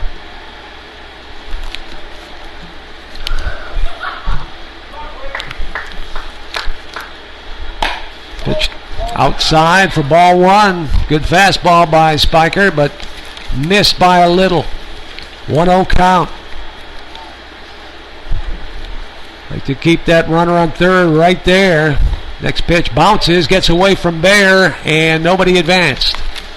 So Bear leapt up like a jack in the box, got the ball, and everyone stayed where they were. First and third. 2-0 count. Rave on deck, and then Ryan Steckel. Stretch by Clayton Spiker. Checks the runner at first. His pitch outside. Ball 3. So it's 3-0 now on Walraven. Let's see now. Will he have the green light? I would think with 7-1. I would say if it's something you can handle, have at it. Pitches on the outside corner for a strike. So Spiker catches the corner. 3 balls and a strike now. Still in favor of Walraven in terms of the pitch count. Stretched by Spiker. His pitch swung on, fouled away. So Spiker coming back now after falling behind 3-0 on Walraven. Walraven nearly swung out of his shoes on that one. Possibly stretched the oblique muscle, something like that. That would be pretty painful to deal with. Certainly has happened before. Over a swing too hard, boom. Getting rid of his batting gloves. Bit of a novelty right there. Gonna hit, wood bat, no batting gloves. Not many hitters are laying claim to doing that, but Walraven sure is. So now he's got a full count with 1 down. Runners on first and third. The Pilots trying to keep the runner off the base. A line drive, left center field, drops in for a base hit and is going to roll to the wall as Kyle Norman made a diving effort but couldn't come up with it. Got under his glove. Let's see now. Holding up at third is Tom Walraven. I thought possibly he was going to try the inside the Parker, but they held him up at third base. That is Blake Nation, the manager, the head coach of Mohawk Valley. It's a 2-run triple for Walraven. And the score now 9-1. 9-1 Mohawk Valley. And finally, Chris Haynes is going to visit with Clayton Spiker and take the baseball from him. And here comes Brett Viola.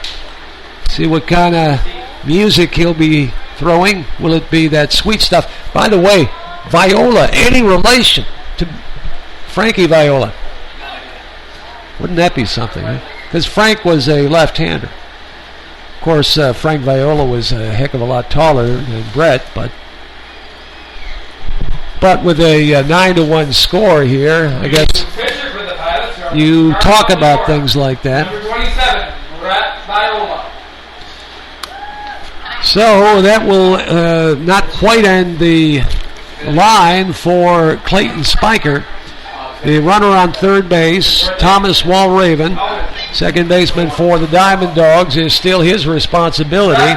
But what we can tell you is that Spiker gave up 9 runs, 10 hits. And, let's see. He walked 2. He walked 2 in this inning alone. So happy birthday, buddy. And let's see what else here. How many other walks? He gave up 7 hits in that inning. He walked 3. And as far as strikeouts, 1, 2, 3, 4, 5. So 5 strikeouts, 3 walks. And he gave up so far 9 runs, possibly 10 if Walraven scores, with 1 out from third, and 10 hits. So Brett Viola, pitching from the left side, will come on to face catcher Chris Rave, the 3-hitter in Mohawk Valley's lineup. Then Ryan Steckel and Sam Marchonas. Sorry about that, Sam. All right. No time for a commercial break right now, so I guess we'll stick it around here. I know they tonight they are announcing the all-star rosters, but the starting lineup was announced last night, actually. So that was had the leading vote getter of all time, as it turns out. Let me see, who was that now? I seem to recall, if I can remember. Yes, Josh Donaldson broke the all-time record set a few seasons ago by Josh Hamilton by over 3 million votes, if you can believe that. He broke the record by over 3 million. That's shattering a record, isn't it? All right, we're back in action now as Brett Viola facing Chris Kay, the DiamondDawg catcher, who takes high outside. Start things off here. Ball 1. Runner on third is Tom Walraven. 2 runs are in. There's 1 away. We're in the top of the 6th. Little looping pop foul. I think it bounced off the toe of Chris Rave, actually. So but he's got a steel toe. That thing bounced pretty high in the air. Fielded by Viola, but it's a foul ball. So the count is even at 1 ball and 1 strike. Ryan Steckel on deck. Sam Machonas to follow. Left-handed hitter Chris Rave takes high, ball 2, 2-1. Rave on the night is 2 for 3, 2 singles. Flied out to center his last time, and he's also scored a run. Stretched by Viola, and the pitch. Outside, ball 3, 3-1. 3-1. 2 runs in, 9-1 score, top of the 6th inning. Pilots down to the Dogs. Next pitch, way high, ball 4. So, first hitter that Viola faces is a base on balls. So Chris Rave heads to first, now puts runners on first and third with only 1 away. Now the cleanup hitter Ryan Steckel steps in, right-handed hitter, first baseman for Mohawk Valley. Jonas on deck, left fielder. Left-hander bounces foul at the plate. Strike 1. Going to change the baseballs. Will home plate umpire Eddie Collins hang out? He will. Says we'll just save that guy for later. So a new baseball goes out to Viola. No balls, 1 strike. Pitch way high with a curveball. Count is even now, 1 ball and a strike. Only 1 away. DiamondDawgs looking for more blood, my God. High pop fly, hit to right field. Valley tracking it, back. He's got it. And a tag at third to score the 10th DiamondDawg run. Double figures in the second consecutive game tonight. That run is going to be charged to Clayton Spiker. So his line is now complete. 10 runs, 10 hits, 5 strikeouts, 3 walks. So a sac fly hit by Steckel out to right field. Blake Valley, credit for an RBI. Holding at first base is Chris Rave and Sam Machonis. Sam Machonis is a switch hitter now, turned around to bat right-handed. Count of 1 ball, no strikes. Brett Viola, the lefty, way high, ball 2. So Viola has been wild high as he's come on in relief of Clayton Spiker here in the top half of the 6th inning. 2-0 count with 2 men out now. The stretch by Viola, his pitch popped up, short left field. Coming over a few steps now, drifting back a ways is Mark Martin to make the play. It nearly had Martin fooled as the ball carried a little bit more than he thought it would, but he did make the play to retire the side. So the DiamondDawgs strike again, 3 runs, and they had, let's see now, 1. They had only 1 hit. Unbelievable. 2 walks, and they now lead 10-1 at the end of 5.5 innings of play. You are listening to Hometown Sports at 1420 WACK and online at 1420. How do I do it? Do I just press I'm repeating myself. And online at NewarkPilots.com. Mark's Pizzeria in Newark has great combo specials. Choose your combo and add-ons like their chicken fingers, pasta, mac and cheese, or fried ravioli. Add it to Mark's delicious pizza and save with their family and dinner combo. Get your coupon and order online at markspizzeria.com. For great tasting pizzas, subs, wings, calzones, pasta, and more, make it Mark's. Mark's Pizzeria in Newark. Simply the best. Call 331-4974. Mark's Pizzeria. Who's coming on? One Ford F-Series truck is sold every 42 seconds, and that's how long it takes a new one to get put to work. Right now, Concord Ford has the best deals on all remaining 2014 Ford trucks, including factory rebates of up to $5,750 on Ford F-150s. Test drive the all-new aluminum body 2015 Ford trucks, or if you're hungry for fun, see the head-turning, heart-pounding new Mustang GTs. Available now at Concord Ford, Route 31 in Newark, where you will always get that nice feeling called confidence. And we return for the bottom half of the 6th innings, 10-1. Pilots trailing the Mohawk Valley DiamondDawgs. And they will have to lead things off Mark Martin. And he'll be followed by Mike Lanza and Blake Valley. The 1-2-3 hitters here in the bottom of the 6th inning. Literally the 4th, 5th, and 6th, the middle of the Pilot lineup to come up here in the bottom of the 6th. They need to score 9 runs over the next 4.5, 4 or 5 innings, 4 or 5 at bats, counting this inning. First pitch is a strike, 0-1. David Palmer's gone all the way. Pop-up back near third, now called off by the shortstop. Ball twisting in the air. There must be some wind up above the flagpole, causing the ball to shift in the sky. Second player who's had a little problem with a pop fly. But Colin Hawk makes the play, so 1 up and 1 away for the Pilots here in the bottom of the 6th inning. Now Lanza steps in, the DH. Lanza is 0 for 2 tonight. Here's the windup and the pitch by David Palmer. Called low for ball 1.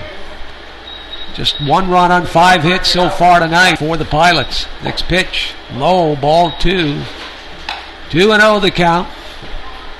Pilots looking to start, getting some rally action going. They've had a tough night so far, not just in this game, but in game 1. Scoring only 1 run in each of the games. Here's the 3-0 pitch. Ball 4. Out of the strike zone. So Lanza is given a 4-pitch walk. And just checking David Palmer. It may be his first walk of the ball game. He's given out. It's his second one. He gave up a walk to Kyle Norman last inning. Norman wound up stealing second and was stranded there.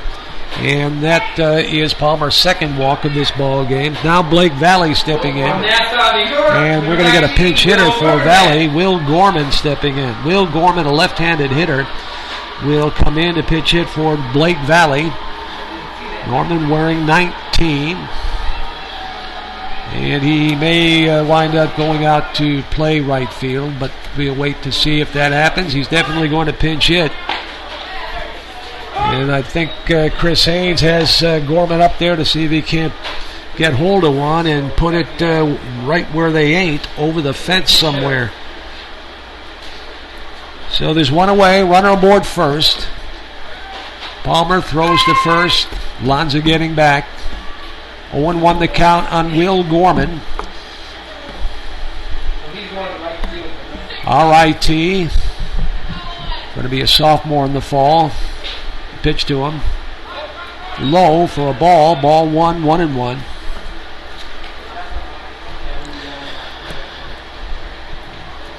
Gorman from Nassau, near New York City, Long Island. Kid's got a lot of power. 7 home runs for RIT this past season. Led the team in RBI with 46. Which may have been a new record for RIT. Home runs, he tied for the record. School record. Count is 1 ball and 2 strikes with 1 away. Batters?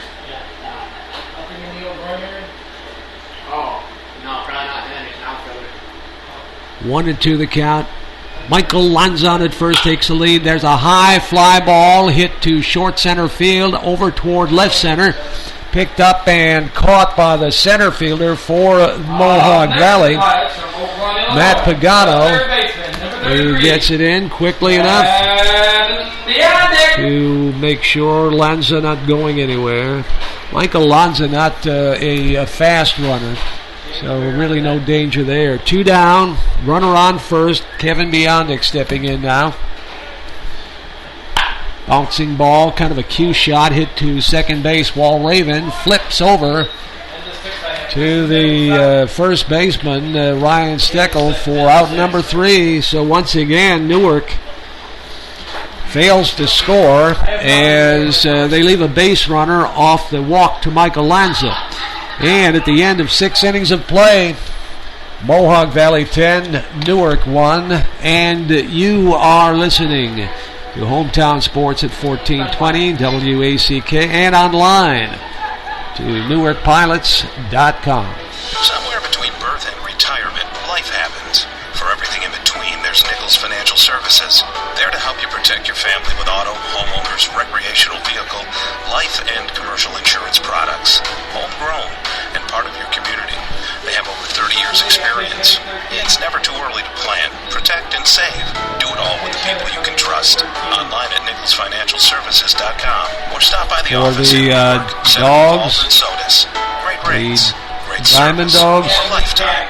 Oh, Capo. Auto Parts in Palmyra is your Napa Know-How Auto Parts store. Anthony Capo. Whether it's a part for your car, truck, or SUV, foreign or domestic, Toy Magnum Auto Skoka. Parts has the part. They also carry parts for your lawn and garden tractor. Magnum Auto Parts also makes hydraulic hoses. Stop in and pick up this month's flyer for specials of the month. Magnum Auto Parts, Route 31, West Palmyra. Wow. 315 Is Mohawk Valley that good? 4854. That's 315-597-4854. All right, we are back live from Colburn Park here in Newark, New York. It's a nice night for baseball. Slight threat of thunderstorms earlier in the day, but that never came to fruition. This is Mike Ward, and want to say howdy do to those folks listening out of New York State, just some long-distance listeners. There's a Spina, Anthony Spina's grandfather, and I apologize, Grandpa. I was given your name by your son Rick, Rick Spina, Anthony's dad, and I forget. I just bad with names sometimes. 5 seconds after I'm given the name, I forget. What was your name again?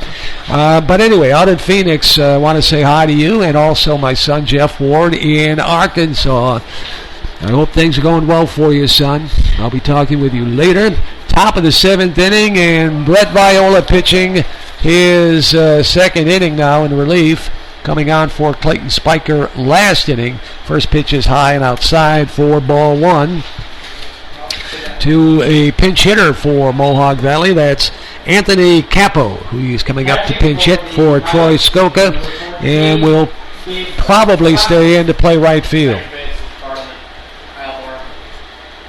So Anthony Capo in for defensive reasons, most likely, with a 10-1 lead at this point.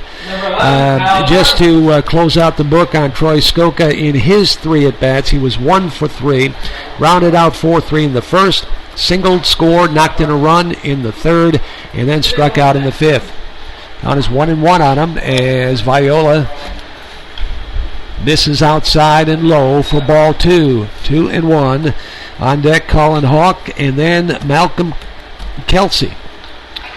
Here in the top of the 7th. Ground ball hit to Ektorski at short, backhands. Throws across in time. Scooped nicely by Will Gorman. So that's out number 1 here in the top half of the 7th inning.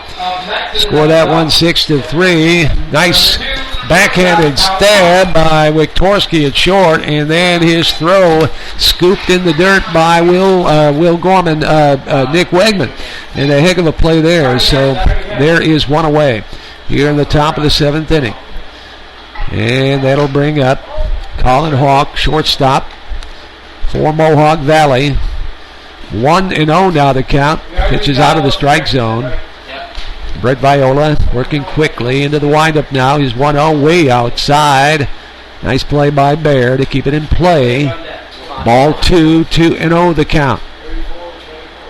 10-1. Mohawk Valley leading Newark here in the top of the 7th inning. 2-0 pitch. Popped up. Out into short center field. Now it's Kyle Norman. He's right there. He makes the play. 4 out number 2. Fly out to center field. 2 up, 2 down. And Malcolm Kelsey steps in. Kelsey is the designated hitter for Mohawk Valley. Tonight, Kelsey has tripled, and he's walked. He's scored a couple of times, also struck out. So on the official book, in his at-bats, 1 for 2. 2 runs scored, and he has also knocked in a run on that triple. So Kelsey, good speed. Big kid at the plate. Pitch to him outside, ball 1. 2 men down now. Number 9 hitter Andrew Turner waiting on deck. If Kelsey saves him an at-bat, next pitch is swung on and missed. Viola, he's got a nice curveball, and he changes speeds very effectively. So here's the 1-1. That's right down the middle for a strike 2 call.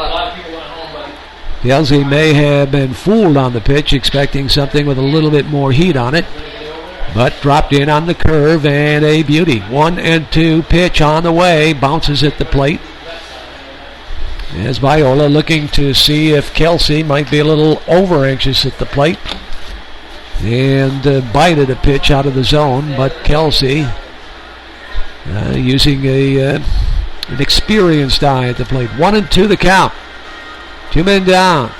Wind up, and the pitch is high for ball 2.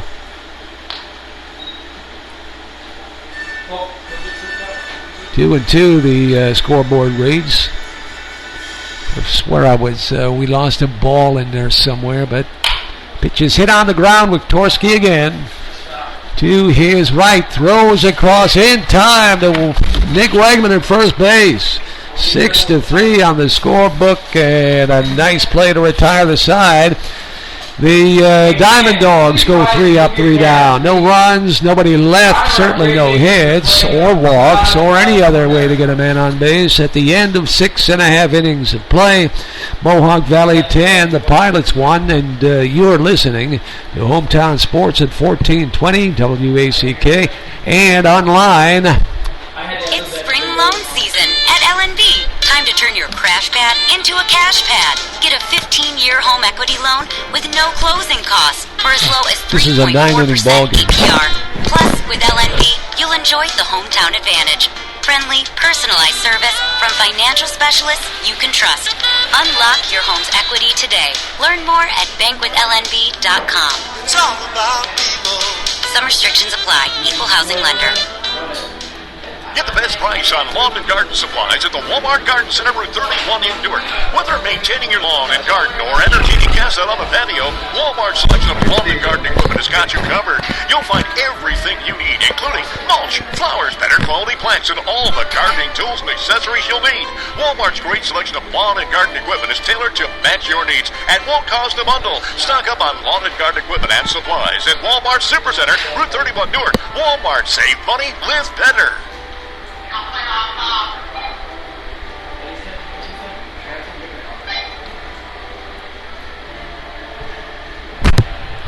And we are back for the bottom half of the 7th inning.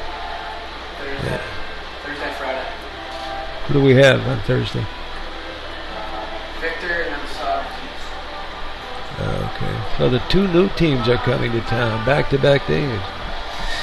Just talking about the upcoming ball games, home games here at Colburn Park with our official stat and scorekeeper Cooper Bellier and occasional catcher for the Pilots. A nice game the other day there, Cooper. How did it feel to get back into the game, play the game? How did it feel to play, get...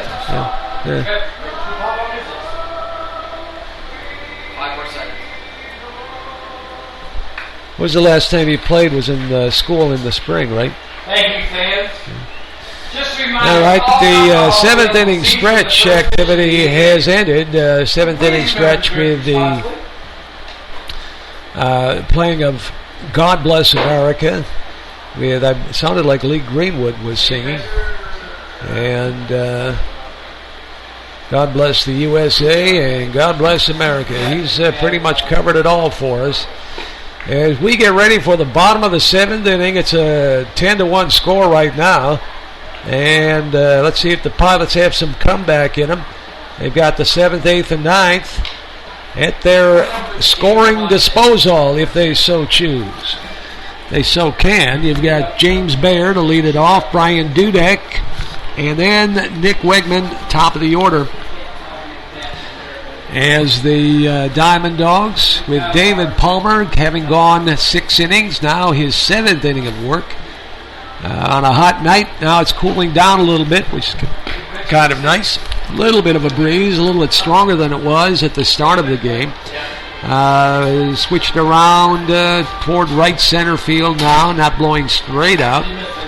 So a little boost on fly balls. Gotcha, thank you. What did he want to know? New first baseman, I see, for the DiamondDawgs. Off first for the Pilots from Baltimore, New York. The catcher, number 14, Dave Levante. So the new first baseman, it looks like Sam Archonas has come from left field to play first base.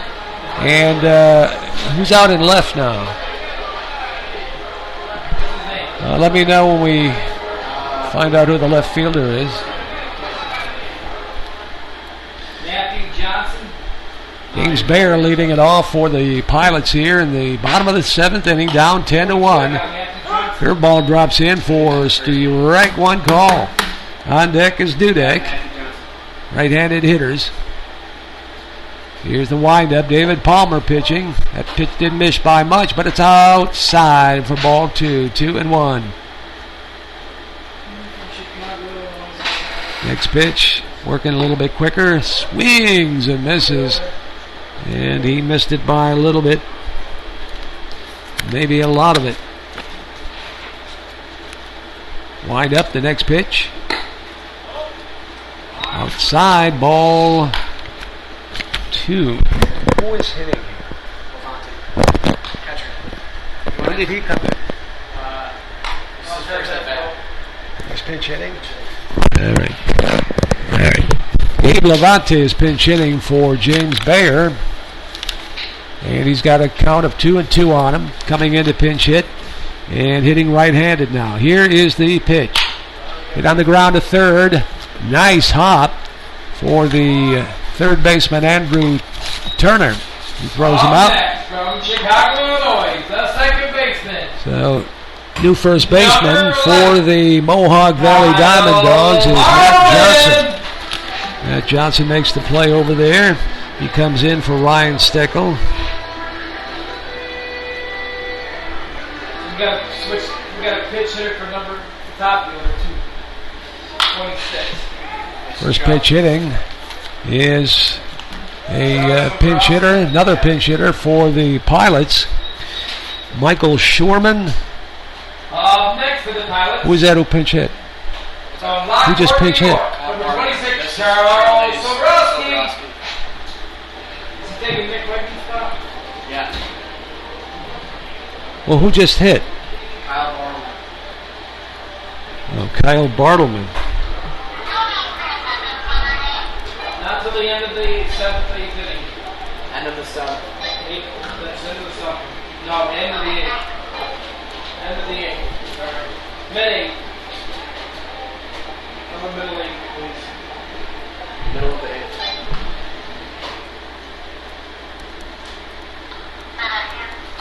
So there are 2 men out. We go to the top of the order, and the pinch hitter for Nick Wegman, and that's Charlie Zabriskie. Okay, so Kyle Norman's not coming up next season, number 34 's coming up. Frankie Gregori. Where's Frankie? Where's number 26, right-handed hitters? 2 down here in the bottom of the 7th inning, trailing by 9 runs, 10-1.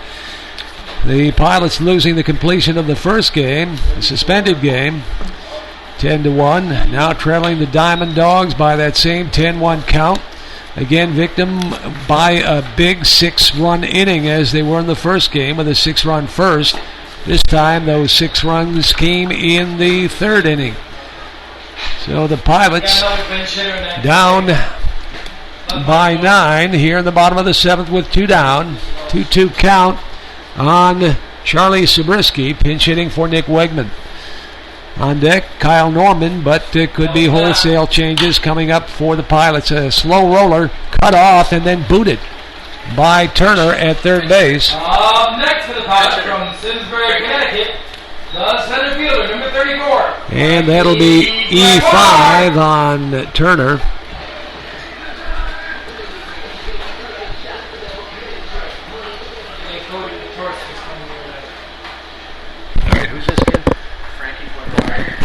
Frankie Gregoire is pinch hitting for Kyle Norman. So Chris Haynes is going with wholesale changes. And now Blake Nation, the head coach for Mohawk Valley, comes out to pull his big 6'5" right-hander David Palmer from the game after 6 2/3. And talk about how big Blake Nation is. David Palmer at 6'5", and Blake Nation's looking down at him. I'd say he's close to 6'8", 6'9". He's a big guy. There's no doubt about that. Number 1. My goodness, got that beard growing, the whole full beard. It's Paul Bunyan time. Man, is he big. All righty. So there's 2 outs. And Frankie Gregoire is pinch hitting for Norman and will probably go in to play in Norman's position, center field. Gregoire is a right-handed hitter. Well, let's take a quick break. You're listening to Hometown Sports at 1420 WACK and online at NewarkPilots.tv. At Tradition Chevrolet Cadillac Buick GMC and Tradition Chevrolet Buick, we know trust isn't given, it's earned. That's why we will do whatever it takes to earn your trust. You can trust in our tradition of total customer satisfaction and saving you thousands. And now you get more than ever before with the tradition difference, including our price match guarantee, plus reimbursement for towing, emergency roadside assistance, tire replacement, and so much more.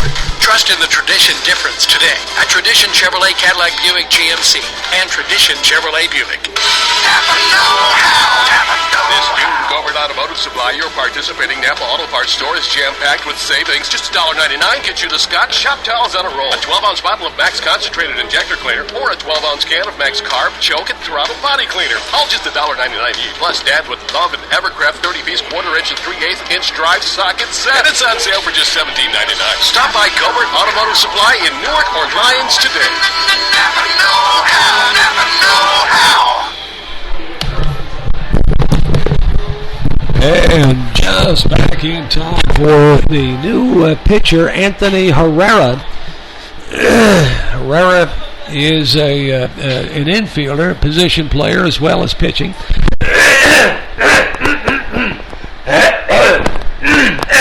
Wow. Serious. Did we call the animals for you? He might. 2 games in a row. I don't know. That could... No breaks. All right, we get back here with 0-1 the count on Frankie Gregoire. Pinch hitting. Takes a strike. Strike two. Anthony Herrera with 2 outs. Coming out in relief for David Palmer. Palmer gave up 1 run, although the runner on first is his concern, but it doesn't matter now as Gregoire is called out looking. So that'll end the 7th inning for the Pilots with no runs. They had 1 base runner on the air by the third baseman Andrew Turner of the DiamondDawgs and left him standing. So at the end of 7 innings of play, the Pilots 10 and Mohawk Valley. I was wishful thinking there. It's the Mohawk Valley DiamondDawgs 10 and the Pilots 1. You're listening to Hometown Sports at 1420 WACK and online at NewarkPilots.com. 1420 WACK, your hometown station, bringing you big league sports. The Bronx Bombers, the New York Yankees. The 0-1. Swung on and hit in the air. To deep left center field. Hit is high. Hit is far. It is gone. Oh, did he hit a belt to left center field. It's an A-bomb. From A-Rod. Another home run for Alex, and the Yankees take a 1-0 lead. Plus, we're your home for NASCAR. Let's see, Zabriskie They are is leaning at on one another, first. coming back to the start-finish line. Up front, it is David Reagan all by himself. Here he comes through the tri-oval, and David Reagan has won here at Talladega. He wins the Aaron's 499. And when it comes to sports talk, in front of him in a we've got you second. covered with Yahoo Sports Talk. Plus our own local shows, too. Get the sports you want right here on 1420 Is it the same WACK. catcher as Bear catching? Levante. Up first for the DiamondDawgs, third baseman, number 31, Andrew Turner.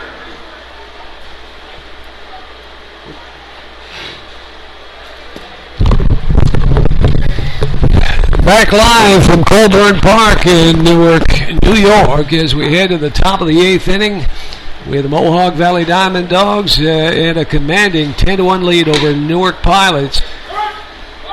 Brett Viola pitching for Newark, their second pitcher, on a relief of Clayton Spiker. And pitching to Andrew Turner, the number 1 hitter in this inning. Turner, third baseman, fouls it away. Strike 2. No balls and 2 strikes.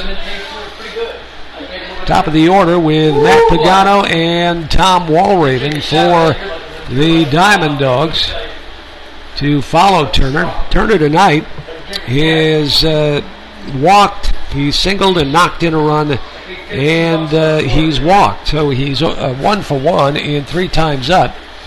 But 1 official plate appearance, or 3 plate appearance, 1 official at bat, and that was the base hit. So 1 for 1. Next pitch is high out of the strike zone for ball 1. Count is now 1 ball, 2 strikes.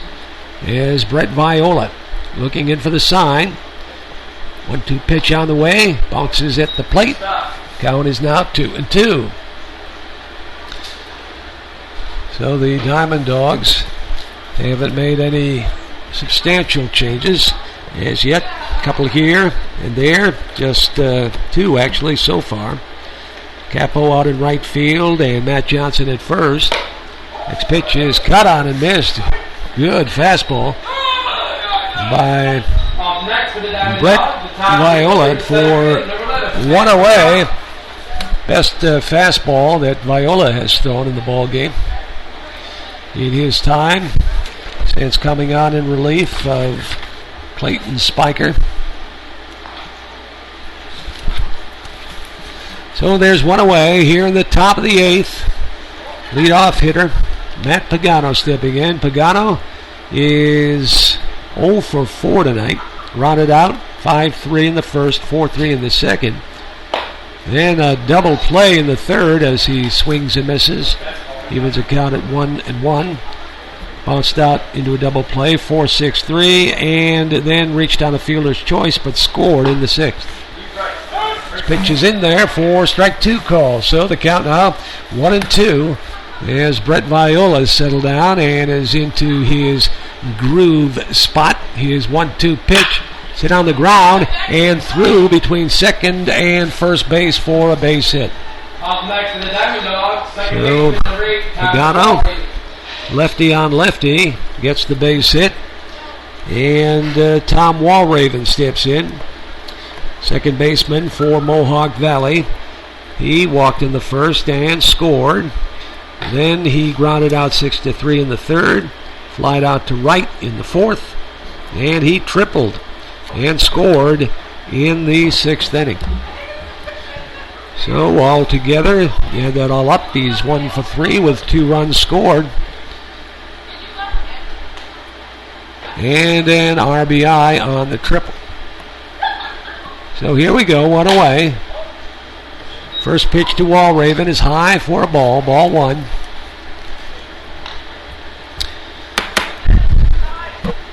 Viola taking a long look in for his next pitch. Now he's into the stretch. Oh, thank you. And it's popped up down the first base line and just out of play. Is giving chase down the right field line is Will Gorman.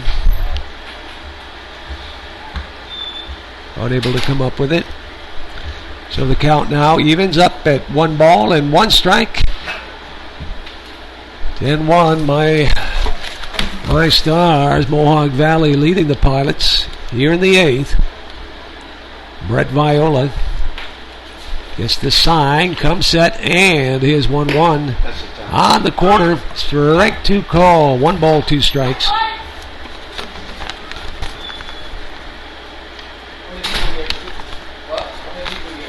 You wrote 823. You wrote 823. 1-2 pitch in there for strike 3 call.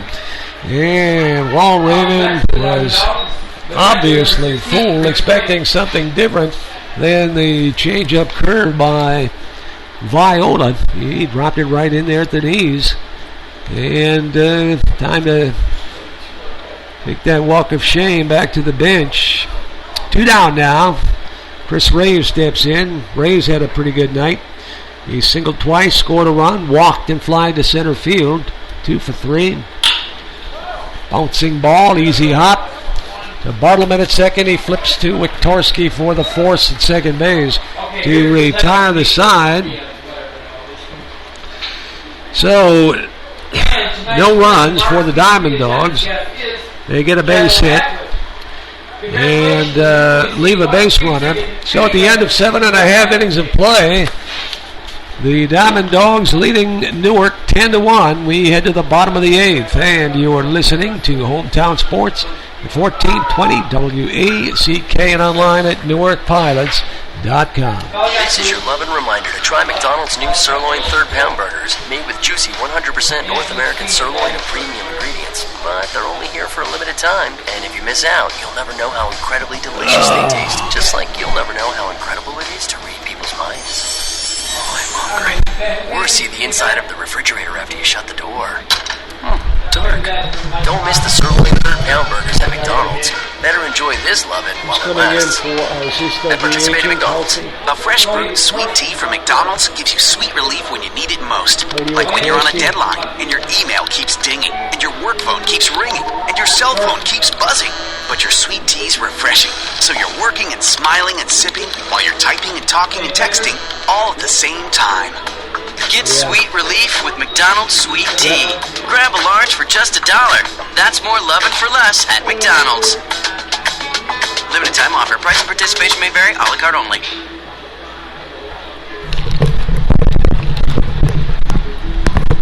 We are back for the bottom of the 8th inning. Here, live baseball at Colburn Park. On a swell night for a ball game. Be a lot better, of course. A lot more, I'd say, appreciated if the hometown team was in the big league. But 10-1 is the count here as we head to the bottom of the 8th. So the Pilots, if they're going to do anything at all, at least make it look respectable, this would probably be about the right inning to do it. Cody Wiktorski will lead it off for the Pilots, followed by Anthony Spina, and then Michael Lanza, the DH, is due up. The three hitters scheduled up here in the bottom of the 8th inning, trailing by 9 runs. Anthony Herrera pitching for the DiamondDawgs in relief of David Palmer, who went 6 2/3 innings. And pitched quite well. Pitches a little bit inside to Wiktorski for ball 1. Cody, in 3 times up tonight, has a double and an RBI. He's 1 for 3. Pitches fouled back on the screen. Evens a count at 1-1.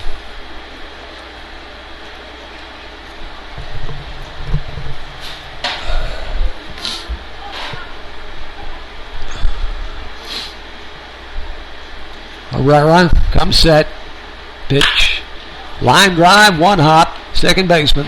Walraven. On to Matt Johnson at first for out number 1. So 1 up and 1 away. 4-3 on the score. And here's Spina. Spina coming on in relief of Mark Martin out in left field. His first at bat now. Martin in 3 times up was 0 for 3, popping out twice to the infield and reaching on an error by the shortstop. So Spina has a chance to help himself out here with a base hit. Right-handed hitter. Spina takes low for a ball. Went out in left field in the top half of the 8th inning for the Pilots. Now a chance at an at-bat. Pitch outside corner for a strike. 1 ball, 1 strike. And the tough right-handed hitter, Anthony Spina, trying to get a hot stick going.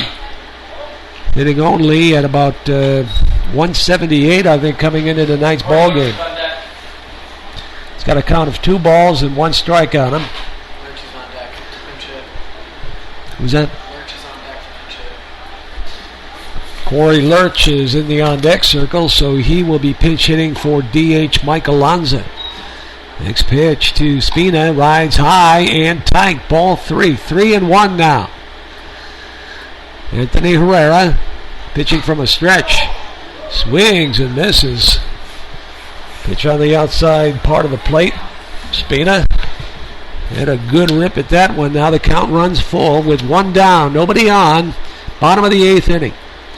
Here's the stretch. The pitch by Herrera is called strike 3, and Anthony Spina is all the way down to first base before finally realizing that he had been called out on strikes.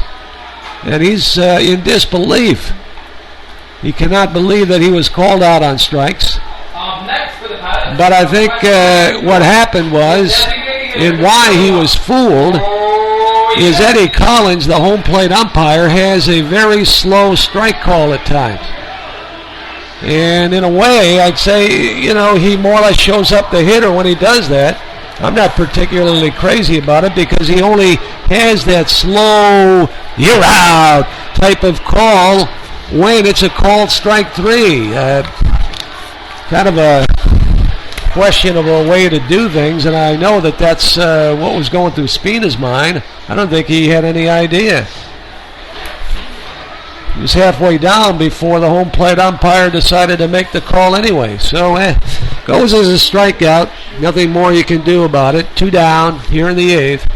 Then one of those nights, no doubt about it, for the home team. As Corey Lurch, pinch hitting for Lonza, takes a strike. No balls and a strike. 2 down. Swings and misses. Quickly 0-2. Herrera up on Lurch. On deck is Will Gorman. Pitch outside, check swing. Held up.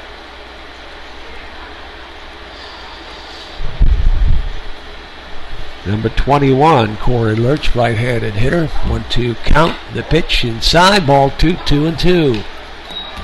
2 men down, the base is clear. Pilots' lone score coming way back in the first inning when they tied things up. Looked like it might have been a different story back there. Next pitch, swung and a missed. Strike 3 to retire the side as Corey Lurch goes down on strikes. And that'll end things here in the 8th inning. No runs, no hits, nobody left. And the score at the end of 8 innings of play here at Colburn Park. Mohawk Valley 10 and the Pilots 1. You're listening to Hometown Sports at 1420 WACK and online at NewarkPilots.tv.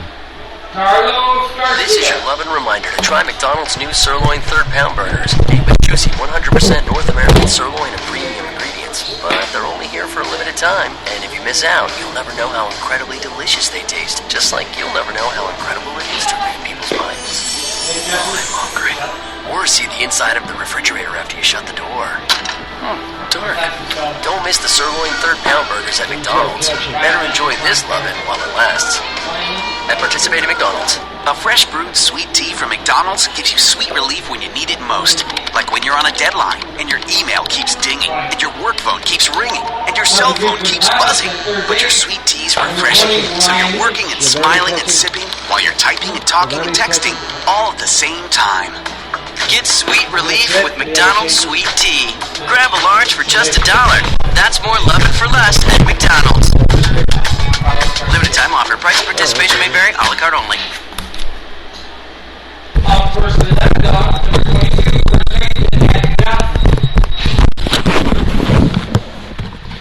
And we return here for the 9th inning of baseball here, Game 2 at Colburn Park. Live from Newark, New York, and heading into the 9th, leading it off for the DiamondDawgs is Matt Johnson. Johnson came in as a defensive replacement for Ryan Steckel. So after Steckel had gone 2 for 3, runs scored, a couple of RBIs, including a sacrifice fly. This is Matt Johnson's first at bat, and he steps out as new pitcher for the Pilots is Carlos Garcia, a stocky right-hander, and he calls time before he releases pitch 1 here in the 9th. They're having a little conversation about the signs from the new catcher, Gabe Levante, who came up to pinch hit for James Bear last inning. So here we go, all caught up on the, we still have one other change for the Pilots. Ryan Lynch has come in to replace Kevin Biondic at third base, so that is now catching us up with all the various changes. We have a 9-run lead. Mohawk Valley is pretty much in charge of things here as Matt Johnson fouls a 1-1 pitch away. Count is now 1-2. On deck, Sam Machonis and then Anthony Capo.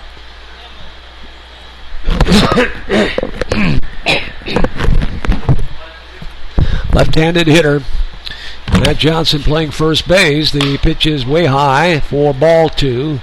2 balls and 2 strikes now.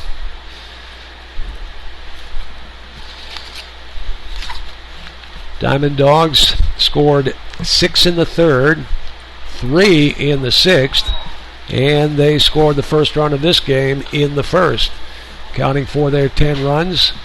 Also with 11 hits. Pilots 1 run on 5 hits.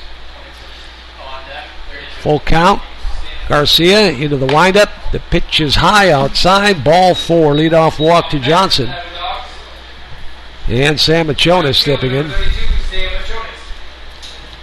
Machonis, left-handed hitter.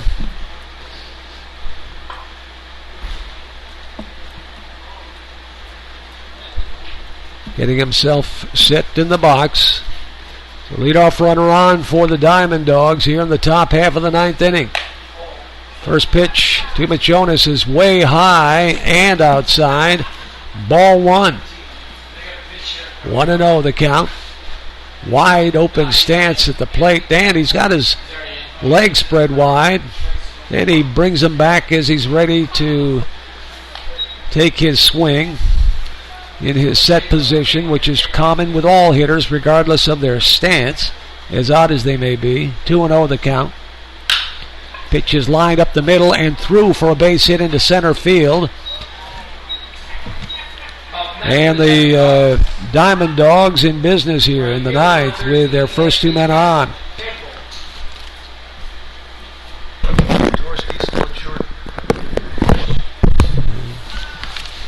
Ball hit like a bullet past Wektorski, who made a nice effort, try to come up with that hot smash up the middle, but wasn't able to do so. Runners on first and second. And Anthony Capo now steps in. It's from the right side. Capo, the right fielder. Line drive. Will it stay fair? It is a fair ball. And all the way down into the corner. Off the wall. 1 run will score. And runners will be left at second and third on the RBI double by Anthony Capo. Capo in his first at bat wraps out a RBI double, and it's now 11-1. Scoring is Matt Johnson, and taking third is Machonis. So second and third, nobody out. Colin Hawk steps in, the shortstop. He's played all the way so far tonight. 1 for 4 and a run scored. First pitch to him is fouled back behind the plate, then out of play. Colin Hawk has struck out, singled and scored. That was in the 3rd inning. He struck out in the 5th and then flied out to the center fielder, Kyle Norman, in the 7th.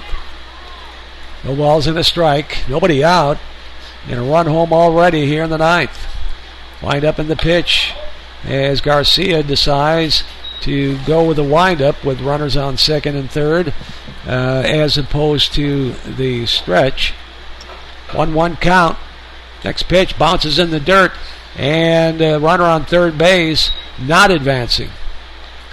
So Machonis stays at third base as Levante couldn't handle the wild pitch, but no harm, no foul, no wild pitch either.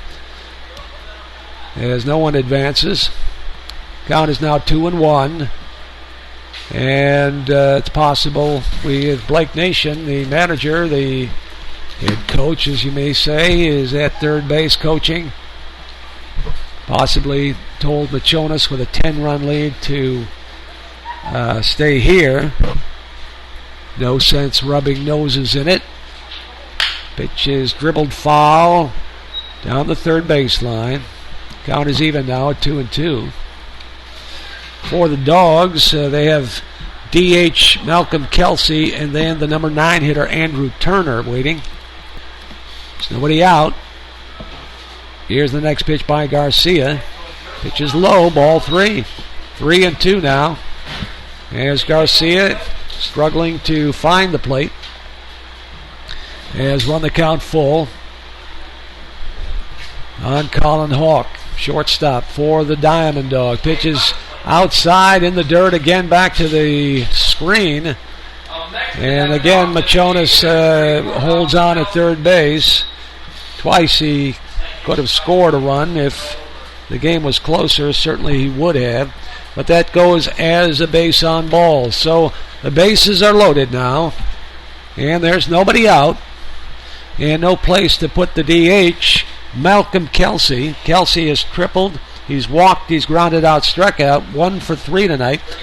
He has scored 2 runs and has an RBI. Pitch is outside for ball 1. So Garcia continues struggling behind in the count to find the strike zone. Pitch is hit on the ground. Could be a double play with Torski. Second for 1 and on to first for the easy 4-6-3 double play. Mashonas scores the 12th Diamond Dog run on the double play ground out. No RBI for Kelsey. So it's now a 12-1 ball game, and there are 2 away. Going to third on the double play is Anthony Capo. And that'll bring up Andrew Turner, the third baseman, number 9 hitter for the Dogs. It's a slow bouncer right back to the mound. Garcia fields and throws, and it's in time for out number 3. Score that 1-3. 2 more runs in for the Diamond Dogs here in the top of the 9th. They lead 12-1 over the Pilots. And you are listening to Hometown Sports at 1420 WACK and online at NewarkPilots.tv. At Tradition Chevrolet Cadillac Buick GMC and Tradition Chevrolet Buick, we know trust isn't given, it's earned. That's why we will do whatever it takes to earn your trust. You can trust in our tradition of total customer satisfaction and saving you thousands. Now you get more than ever before with the Tradition difference, including our price match guarantee, plus reimbursement for towing, emergency roadside assistance, tire replacement, and so much more. Trust in the Tradition difference today at Tradition Chevrolet Cadillac Buick GMC and Tradition Chevrolet Buick. This June, Colburn Automotive Supply, your participating Napa Auto Parts store, is jam-packed with savings. Just $1.99 gets you the Scott Shop Towels on a roll, a 12-ounce bottle of Max Concentrated Injector Cleaner, or a 12-ounce can of Max Carb, Choke, and Throttle Potty Cleaner. All just $1.99 each. Plus, Dad with Love and Evercraft 30-piece, quarter-inch, and 3/8-inch drive socket set. And it's on sale for just $17.99. Stop by Colburn Automotive Supply in Newark or Lyons today. Napa know-how. Napa know-how.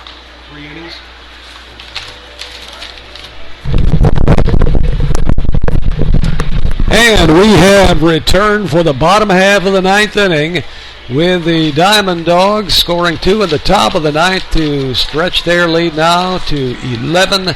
It's 12-1, and it's been just too long, this ball game, since the Pilots scored their lone run coming all the way back in the first inning. And things looked so different then, didn't they? Tying the ball game up back in the first, looked like they were ready to play a game here and come back and really set it afire for the home folks. But complete opposite, the antithesis of a close ball game. It's 12-1, and the Pilots finding difficult not only to score runs but also base hits. And so they best I suppose they could do, unless some miracle happens and they break out with an 11-run rally here, is to try and make it look good, go down with some kind of a fight. But we'll see what happens. The leadoff hitter for the Pilots will be Will Gorman. He came on to pinch hit for Blake Valley, played out in right field. And then it'll be Ryan Lynch, who came on to play third base for Biondic last inning. And Gabe Levante. From Nassau, New York, number 19, Will Gorman. Gorman, first time up, flied out as a pinch hitter for Blake Valley. Back in the 6th inning, flied out to center field. So he would be 0 for 1.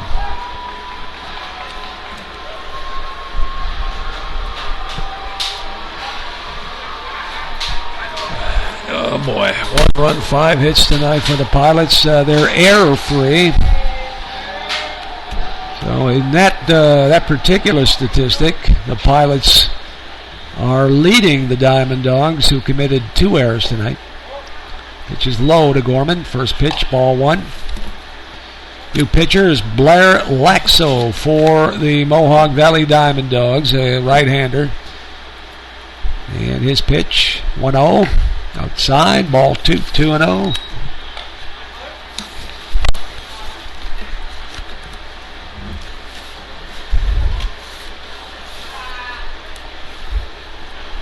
On the way.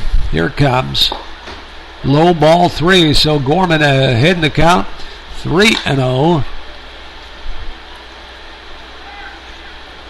Down by 11 runs. He'd be pretty much taking all the way, I would think, on 3-0. Not this time. It's hit deep. Way back. Will it go the distance? And it is off the wall in left center field. Gorman racing around second and flying into third base with a stand-up triple on the 3-0 count. So with a runner on third, that brings up from Portsmouth, Rhode Island, the third baseman, number 20, Ryan Lynch. So Gorman leads off with a stand-up triple, and he hit a long way, taking it into left center field. And he is on at third now with nobody out. Bouncing foul outside of first base for strike 1. Ryan Lynch, the hitter now. Lynch, first time up in this ball game. He came on for Beyondic, who was 1 for 3. Stretch by Laxo. The pitch is in for strike 2 call. 0-2 the count now. On deck Levante and then Kyle Bartleman, who has replaced Brian Dudek in the Pilots lineup. Stretch by Blair Laxo. The pitch swung and a miss by Lynch as he reaches for one on the 0-2 count and couldn't quite catch up to it. So there's one away. Now the catcher Gabe Levante steps in. Levante pinch hit for Bear, rounded 5-3, so he's 0 for 1. From the number 8 hole, the catchers are 0 for 3 tonight. Laxo misses outside, ball 1. 1-0 the count. On at third base, leadoff triple is Will Gorman, hitting all the way on a 3-0 count, down by 11 runs. Pitch is fouled, bouncing foul down the first base line. Out of play, so the count now evens up at 1-1.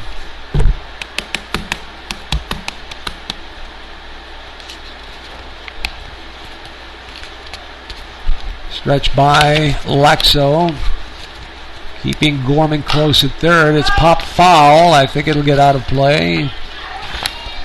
And it is over the grandstand into the concession area for strike 2. 1-2 count.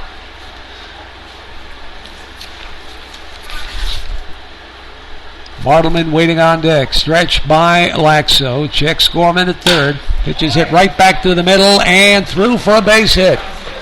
RBI single for Gabe Levante. Gorman scoring the second Pilot run. It's now a 12-2 ball game. So it's only 10 runs from here. And we've got ourselves a brand new ball game, eh? Kyle Bartleman hitting in the 9 hole. Pinch hitting for Brian Dudek. And going out to play second base. Bounced out to the first baseman unassisted. Takes outside for ball 1. 1 down. Pilots trying to come back here in the bottom of the 9th inning. Stretch by Laxo misses again. Ball 2. There's Chris Rave. May have had a piece of the ball get him somewhere. He's leaving his equipment, his headgear laying around. So he walks out to the mound to take a blow. Catches breath. He may have gotten hit in the solar plexus area, trying to block the ball at the plate.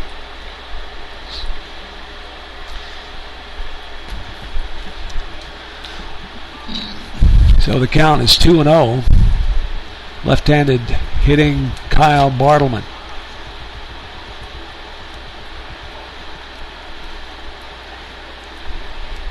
Blair Laxo looks in.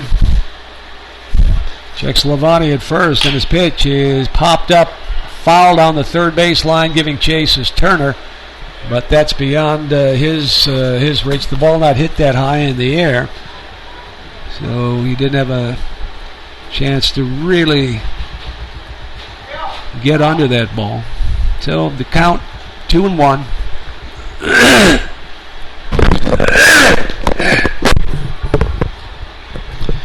Top of the order, Charlie Zabriskie is on deck for Newark. Stretch, 2-1 pitch on the way. Little foul ball, went off the foot of Bartleman.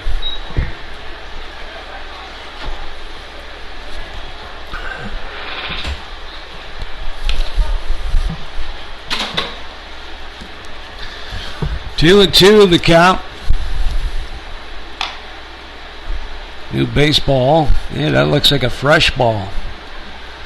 So Blair Laxo now with a spotless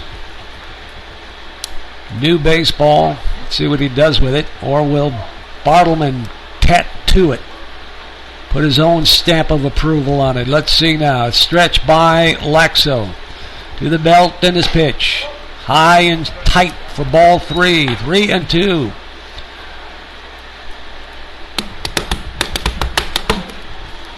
Top of the order for the Pilots. After Bartleman with one away. Full count. Here comes. High ball 4. Still runners on first and second. And just one away. Another walk issued by the DiamondDawgs. The first baseman, number 26, Charlie Zabriskie. Charlie Zabriskie steps in. Zabriskie is the first baseman. He come up to pinch hit for Wegman. Reached on an error by the third baseman. He's 0 for 1 in the game. Now a chance to bring in another Pilot run. First pitch is high, ball 1. Blair Laxo has been a little wild so far here in the ninth. There's a good fastball that he blows by Zabriskie. So the count is even at 1 ball and 1 strike. Frankie Gregoire is on deck. Stretched by Laxo. Runners on first and second for the Pilots in the bottom of the ninth. Swung and a miss. Ball gets away from Chris Rave. And the Pilot base runners move down a station. So you've got Gabe Levante on at third. And Kyle Bartleman jogs down to second on the wild pitch by Laxo. Count of 1 ball, 2 strikes. 1 down. Stretched by Laxo. And his pitch. That hit the corner for call, strike 3. So a big second out as Zabriskie is down on strikes. Second strikeout of the inning for Laxo as he's given up a run. Allowing a triple, leadoff triple to Will Gorman. And Gorman scored on the base hit by Levante. Now Frankie Gregoire, who struck out in his pinch hitting at bat, back in the 7th, taking high, outside for a ball, and then staying in the game at center field for Kyle Norman. 1-0 count, 2 down. Here's the 1-0, swings and misses. A good curveball on the outside corner by Laxo. So the count is even at 1-1. Pilots with runners on second and third, down by 10. It's 12-2 here in the bottom of the ninth. Stretched by Laxo. His pitch changed up. Outside. Ball 2-1. Cody Wiktorski waiting in the on-deck circle for the Pilots. Like another chance to hit. He's 1 for 4 tonight. Next pitch is up high. Ball 3-1 now. So let's see what happens if Gregoire gets on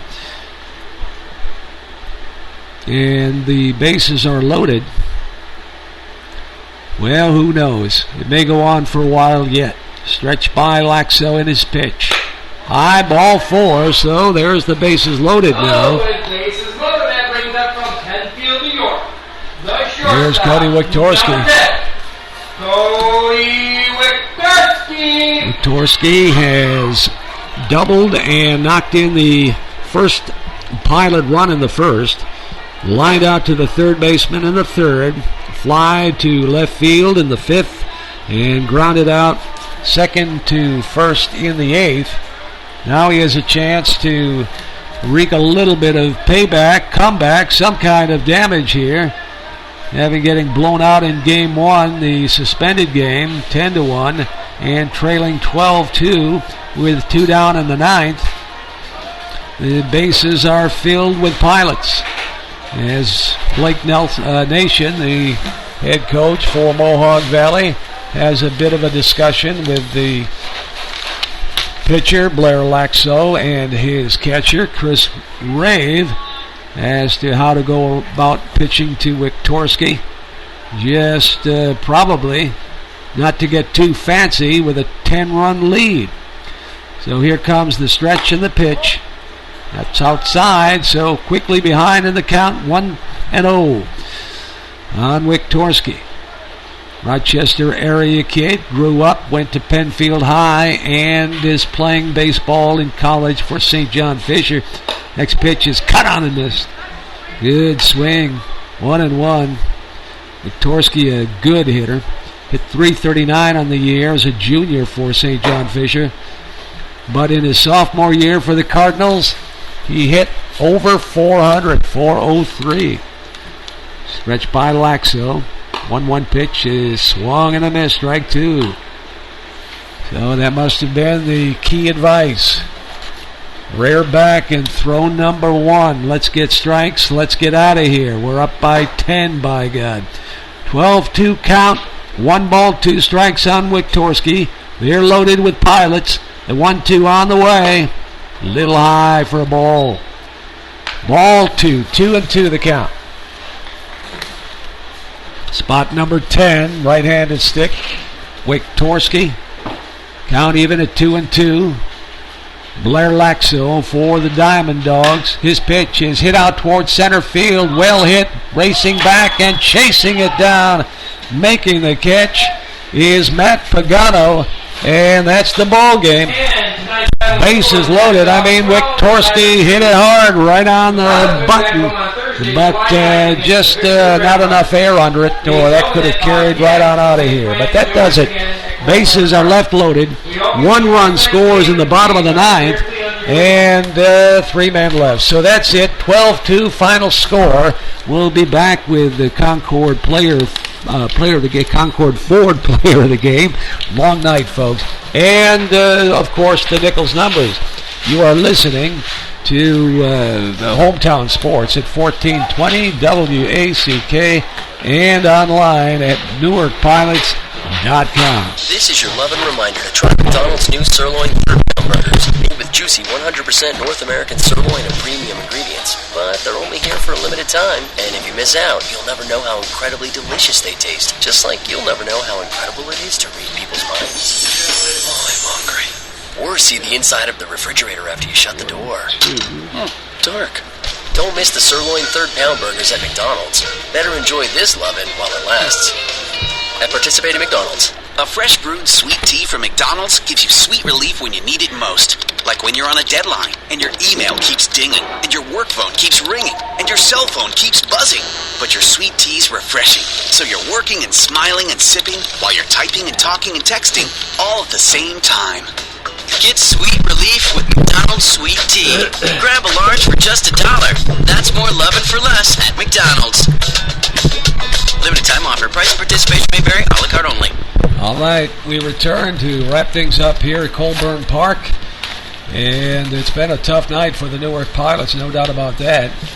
They played the suspended game, the final 6 innings of the suspended game from June 5th, in which the Pilots trailed 6-0.